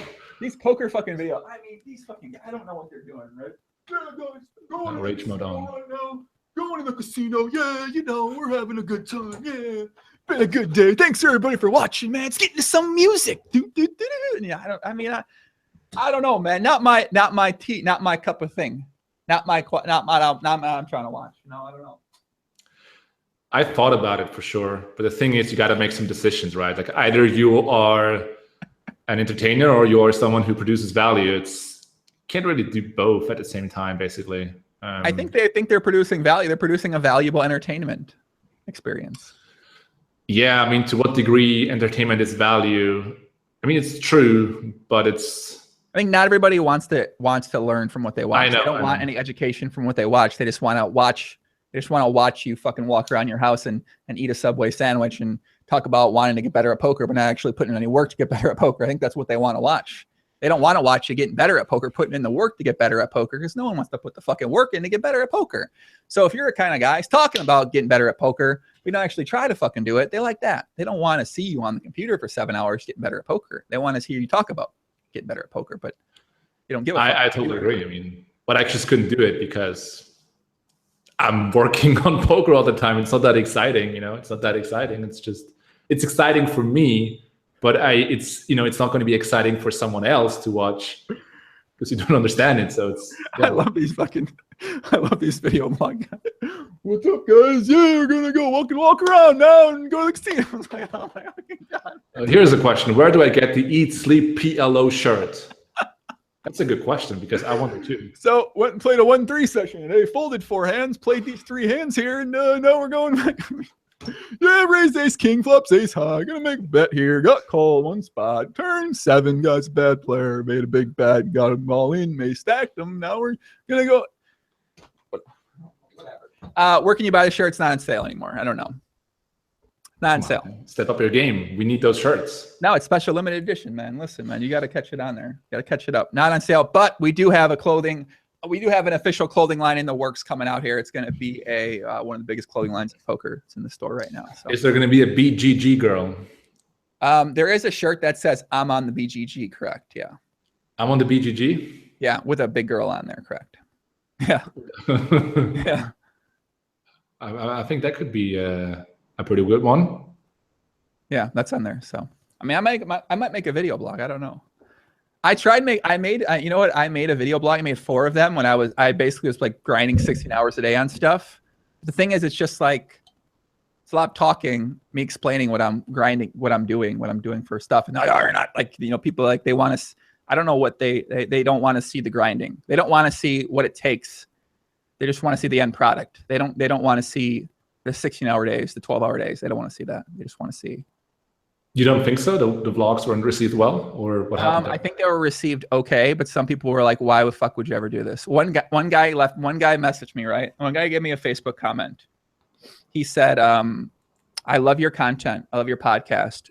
These video blogs, these 4 things that you've done have been some of the most cringeworthy stuff I've ever seen in my life. I've never seen a man who loved to look at himself more in my entire life. I don't know if you thought this would be a good way to diversify your content, but this was one of the worst ideas I've ever seen in my life. No offense. I love your stuff and I really like you, but I think this is some of the I don't know, something like that, right? And I said, first of all, I have to look at the fucking camera when you do these. You got to look at the fucking camera when you talk. It's not about me loving myself. I got to look at the fucking camera. Second of all, I can't believe anyone would ever send me this message. It was so shocking. It was like an in-depth long message. And I said, man, I was like, wow, please never watch anything of mine again. You know, I'll be super happy if you literally never watch. Like, if you're watching this right now, dude, please just turn off my podcast. I don't want you to ever watch me again. And why would you want to watch someone that I literally do not want you to ever look at me again? So why would you want to look at someone who said, hey, I want you to never look at me again? You know what I mean? Fernando, if someone says, hey, don't like pay attention to me, don't even acknowledge I exist. Why would you want to acknowledge they exist? I don't know. But that's what I'd like to tell him if he's watching this right now again. And I told him that in the message too. What was his response? I don't know. I didn't spam anything back. I don't know. I mean, that's... Yeah. Just like, I was like, hey, listen, man, you know, I think this is one of the I cannot believe anyone would ever send this message to anybody worded this way. So it was funny. It was the funniest message I've ever gotten in my life. I was like, what the fuck? So why would he send this? I mean, I guess it is. I mean, I agree. I look at it. I'm saying I'm cringing too, but yeah. Interesting. I mean, if you do something like an LA trip, obviously that provides sort of more material for a vlog, but you still gotta want to do it. You know, you gotta cut the thing together, and you gotta film stuff, and you gotta pull out the cam at all different places. I don't know. Yeah, I mean, I like making videos, but I mean, I don't know. I don't know, man. I wish I could make other people's videos. I don't want to make my video. I'd like to make other people's videos. I'd like to make their content look great. I don't really want to do it where it's my own a lot of times. I don't know. It's yeah, it's weird watching yourself. It's I also can't see my content at all. Like, I never watch anything where I'm on, basically, because it feels very, very strange. Yeah, it is pretty. It's pretty. Jimmy says, "You seem so salty right now, Joey. What's wrong?" Yeah, I'm very salty right now. I don't even honestly know what that means, but you're right. That means I'm fucking. That means I'm fired up, and maybe. What does that mean, JNandez? Salty? What does that mean? I don't know what that means. You're saying you're bitter. I'm bitter? I'm sorry. Hold on. I won't make any jokes about anything. I'm sorry, JNandez. Well, you throw some jokes out there about things. They guess they say you're bitter. I don't know. Man. Take a couple more questions from the chat for JNandez. Do you miss playing at Edgewater in Vancouver, Joey? No. Probably already answered, but is there still a plan for the paperback version? Fuck yes. Paperback version of the book is coming out very soon. Let's see. Wait, what is the difference between paperback and hardcover? I think it's the same thing. Oh, okay. That's what I thought too. Okay. Yeah, I think it's the same thing. I don't know. I'm just gonna say hardcover because it's a harder cover. Ebook or audiobook version's coming too. So let's see. Where do you get the Eat Sleep Hello? Where is the cash game in Switzerland? Pascal asks. Yeah, if you go to Zurich in the casino, there's some cash game. They're playing 5-5, no limit, sometimes 5-10. The game is pretty soft, but it's actually very soft. But yeah, I don't really go there very much because, you know, I play PLO online. That's more fun to me. But Zurich and Baden, you can also play some cash. And the games are, I think actually Swiss people are some of the worst players in the world. Bang, bang. I mean, one of the countries that's, you know, there are a lot of really bad players in comparison to other countries, basically. Bang, bang. It's true. It's just true. Bang bangs are true sometimes, right? Correct. They really are. So are you going to participate in a case they make a PLO challenge against Libertaris? I hope they don't make a PLO challenge against Libertaris, but I will not be participating in that. No, correct. No, I won't. So, JNandez, anything else we want to talk about? I think that's pretty much it. I mean, we both got our things to do, and we will. But I have one more question, and that is, who is next up on the list in terms of podcast? Ryan Fee coming on the podcast, major contributor to the book. He'll be on the podcast on Saturday. And I don't know. I haven't really done much podcast thought these past 12 days, so I don't really know in terms of what direction I want to go, if I want to keep doing poker, if I want to start branching out a little bit more often in terms of outside of poker. So yeah, I'm not too sure exactly. I know a few guys who, I mean, just in case, obviously, like I know obviously like a lot of PLO players that are maybe a little bit less known. Some of them are also branching out of poker and do other things. Just if you're looking for someone in PLO that maybe not that many people know, but they know the screen name, you could bring them on. No, but of course, yeah, I'm definitely looking for those guys. I mean, I'd ideally want to have only PLO players on all the time. How about Alexo18? Oh, I mean, I talked to Alexo. I think his English is kind of bad, though. Getting better. Oh, but that's always been like his main thing. Are you working with Alex? I know him. But he told me that you met him in Vegas, right? And you're now cool with each other. So it's probably time for him to get Alexo, man. Alexo's cool. I like Alexo. I always liked Alexo, first of all. Okay. Cool. I was just, because of the mining thing, you know, he actually told me that some people believed in all, like they actually believed that he got all his money from mining, and they would hit him up and be like, hey, how much do your parents give you? Like, what is the deal exactly about the mining company of your parents and stuff? But he's branching out of poker in some way. It's true. His parents are in the Chilean, they're in mining. That's the actual fact. Yeah. Maybe you have to get him on to get into more details there. Who else? What other PLO guys? What other PLO guys you think would be good? I know some Greek guys that could be really interesting. Which ones? Don't say fucking Mexican 222.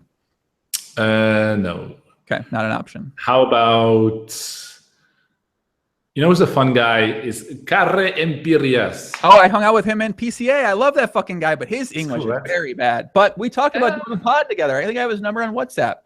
I asked him, and he said like, why not? His English is not that bad, and he's definitely will have some really cool stories to tell. His English is bad. I'm telling you, dude. His English is fucking bad. Like talking English. You have to guide him. Don't say his English is bad, then he won't come on. Like you have to just guide him through it, basically. No, he's the man. That guy is what I'm gonna call a PIMP, man. He's a pimp. He is. He's a lot of fun for sure. You know, have you seen him before? Yeah. I mean, not in person. Oh, okay. No, and he's getting it. Let's put it like that. His win rate high win rate. Put it like that, man. He's cool for sure. Who else? How about the legend, the guy you like the most, Mr. Dan Few. I had Dan Few on the podcast. I know, but not for a real podcast. I had him on for a real podcast. What are you talking about? Yeah, I thought you were just having him on for like the Yarny Bet or something. Was it like a real thing? No, we did an official podcast together. Oh yeah, you asked him some seating scripts questions, right? Yeah, he was on before. Yeah. Interesting. Yeah. Who else you got? Guys from that. Who else you got on there? I would like to see maybe someone like Omaha for rolls on this, but I'm not sure if you. Do you get him on? I think so. I can ask. Pretty cool. Ask him. Who else is crushing up there? Of course, the obvious ones, you know, like Barry, but he's probably not going to show up. Any progress in terms of Barry? Very sweet. Is he ready? No, I haven't talked to him in a while. I'm sure he's watching the pod though. Shout out to Barry Sweet. Maybe he's ready by now. I don't think he's ready. When he's done playing poker, he might be ready. But it's kind of weird. Like the guys they're mentioning, like Dong Predator and even Davin. Like they're kind of like quiet guys. Like there's a reason why a lot of them ain't really been on the pod before. It's because a lot of these guys are, I don't know, they're not as Words. Right. They're not, English isn't their first language too. So, you know, people have different thoughts about coming on a podcast and talking English for 2 hours. Yeah, I can see that. Stickman, I would love to get Stickman on the podcast. Really? I'm not exact. I'd love to. I mean, I don't know. Like, sure, he's a massive mump hunter, but I would love to have Stickman on the pod for sure. I'd love to have him on the podcast. There's no doubt about that. Someone like action freak for that long. I mean, even if you're bum hunting or not, I don't care. I still, yeah. So. Did you ever try to get Isildur on this thing? I mean, not technically, no. No, that's a big thing. I don't reach out to people I don't know and say, "Hey, do you want to come on the podcast?" So I have friends who are very good friends with him, but yeah. I mean, that would be. I think everyone wants to Isildur in this thing. God, that would be fucking sick. Yeah, that would be sick. GTO says, "Didn't you rave with Davin in Germany together with Manuel Noir? We were actually in Las Vegas together when we did that. But yeah, that's a story about how he became. Yeah, obviously Red Baron is probably not going to show up, but no, he said maybe 2 years from now. That sounds good. Maybe 2 years. Maybe 2 years. So I don't know, Yeah, man. those Yeah, guys I gotta think about the pod direction I want to go with. I don't know if I want to stick with the current formula or, because like there's a lot of these guys I want to talk to, but at the same time, they're not always the most popular people in terms of who people know or want to see. So yeah, it's a kind of like, do I want to branch out a little bit and get people on who are more mainstream that I don't know as well, who would be more popular with a bigger audience? Or do I want to stick with the same formula I've been using, which is get people on who I know or I'd like to have on, who aren't necessarily mainstream popular, but I think their stories are fun. I think they're fun people. I'd like to get to know them better, and I'd like the audience to get to know them better. So in terms of growing a bigger audience, I don't think that's the optimal approach, because you're just having people on that might have a great story and that people might engage with and enjoy. But at the same time, it doesn't necessarily do much to attract a new audience of people who are attracted by that person's name. Whereas if you have like a Doyle Brunson on the podcast or someone like that, who I don't know him at all, I've never talked with him before in my life, but obviously I've had him on the podcast, that's going to attract a new audience who's drawn to the bigger name. So if I went down that route where I was just getting these really popular names on, who I don't know at all, I've never interacted with, I don't know anything about except just poker, then, you could say that's probably the best approach, but that's always been a way I didn't want to do it. I didn't want to do it just for who the most popular people are. I like having on these other guys who aren't as popular, who they don't know. I like having on a Limitless, who no one knows who Limitless is, except if they've been following Poker Stars or on 2+2, but not like most people don't know much about them. They don't know anything really outside of that.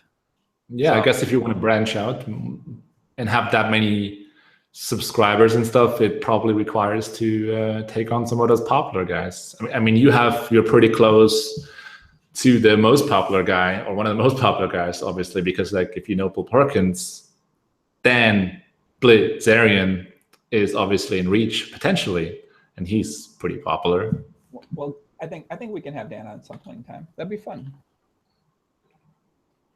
That'd be fun. I think that'd be the most fun podcast he could do, because I would ask questions in a very good way that people want to hear about. So, and I wouldn't be afraid to ask them. Like, I'm sure some people are a little bit hesitant to ask him about, like, when he says he made all his money from poker. No one really wants to dig into that. No one wants to like get in depth. Like when people try to get in depth about partying and drugs and drinking stories, they always do it in a very, I feel like a lot of people can't do it in it's hard to ask someone about those kind of things. It's hard without coming off a little bit fucking weird and maybe being off-putting to the person you're asking it to. So yeah, and they also have like a company behind it, so they are more kept in line sometimes, but you can obviously just unleash and prove your poker skills on Joe Ingram's. I mean, it's not necessarily about proving, but it's like a combination of those things. So I can ask the poker questions and the lifestyle questions too in a debatably good way, whereas a lot of people can't. They can't like do one or the other. A lot of people can't even ask poker questions in any sort of way because they're not good at poker. So a lot of people that are doing these things don't know how to play poker. So they can't ask you a poker question in a really good way because they've never done it. It's hard to necessarily know a specific mindset or approach to relate to the person who's giving an answer to a question to be able to then follow that up with something interesting. And then also when it comes to like partying and drinking and drugs, a lot of people are asking questions about that haven't necessarily done that kind of stuff. So they don't, when you're talking about this, they don't necessarily, like, it takes a unique mindset to have sex with, a ton of different women or to do drugs. So in theory, you're like a less popular version of Dan Blitzarian. You sound like the hookers, drugs, and blow, and the poker. No, I mean, I'm not anything like Dan Blitzarian. No, Dan Blitzarian's a very unique person. He's his own person. I am nothing like Dan Blitzarian. I know it's definitely nothing. No similarities. No similarities. No. The poker, the girls, the blow. No similarity. I don't do much. Okay. No, I don't know. No similarities. I'm not a big no. Retired. But maybe that's how you get him on. If you tell him, look, I know what you've been through. Get on the pod. We talk about it. I think he would look very good. I think in some of his other conversations he's had, I don't know if he's come off the most ideal that he could come off in terms of like Joe Rogan. I don't know if he came off as good as he could have came off on Joe Rogan, just because I think it's on the host in a lot of ways to be able to make your guest set him up to look well and look smart and to be knowledgeable about the questions that you're asking him and to ask him questions that you know he's going to have a strong knowledge base about. You need to know the questions to ask. So when you're asking these very sort of generic questions that, you know, don't really show the depth of knowledge you have about a particular subject, it's not going to be easy for you to look as intelligent as you can sometimes. For some people can still do it, but other people can't. And I feel like with someone like him, you sort of need to, if you were able to set him up for these questions and set him up for these moments to have and let him go in depth and make himself look really knowledgeable and really smart and really understanding of a subject, I think that would be an ideal way to want it to come off for him. Yeah, sounds like a plan. I mean, I will look forward to that. One day, we'll see. One day. Why is there no poker show with Dan Polk anymore? Dan Polk retired from poker, I believe. So I think Dan Polk's retired. Dan Polk is gone. Dan Polk is gone. Dan Polk is definitely gone. But do people have anything to tune in for you coming up here at some point in time? Well, what I would recommend is just go on my Facebook page, JNandez Poker. I usually update whenever I go live on Twitch, on there, or Twitter, JNandez Poker. Those are pretty much the spots. Of course, Upswing Poker, I'll be releasing my PLO content. So if you're interested in PLO, getting better at it, upswingpoker.com is the address. But again, I'm going to be online in terms of Twitch sporadically and spontaneously. So it obviously pays off to just be either on Twitter or on Facebook and follow me so you can actually get notified, because I don't really have a set schedule or anything when it comes to twitching. I just do it occasionally when I feel like it and not too often. Yeah, it pays off. You want to just be on your computer 24 hours a day waiting for JNandez to come on. So that way when he comes on, you can be ready to pounce. Correct. Sure. That's it. And yeah, for anybody that watched this, you gotta, if you don't buy my book, you're doing yourself a disservice.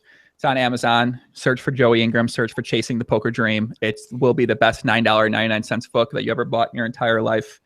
I guarantee it, or your money back. You're gonna do an audiobook on it? I can't guarantee that statement, actually. I might not. I don't know how I give you money back, actually, but I guarantee you'll get a lot of value from the book. Is there an audio version of it or not? Will there be one? Not an audio version. Soft cover's coming. Audio version's coming soon too as well. Are you reading the audio version? I'm reading the audio version. Nice. Cool. Yes. Man. Whew. Oh, yeah. Cool. Yeah. I'm ready to read it. So, all right, guys, follow JNandez on Twitter. What's your Twitter, JNandez? JNandez Poker? Correct. All right, JNandez Poker.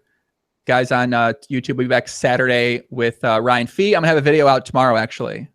Friday, I'm going to put a video out. I'm not sure what it's going to be about, though, but I have a video. Guys on Twitch, beer for a little bit.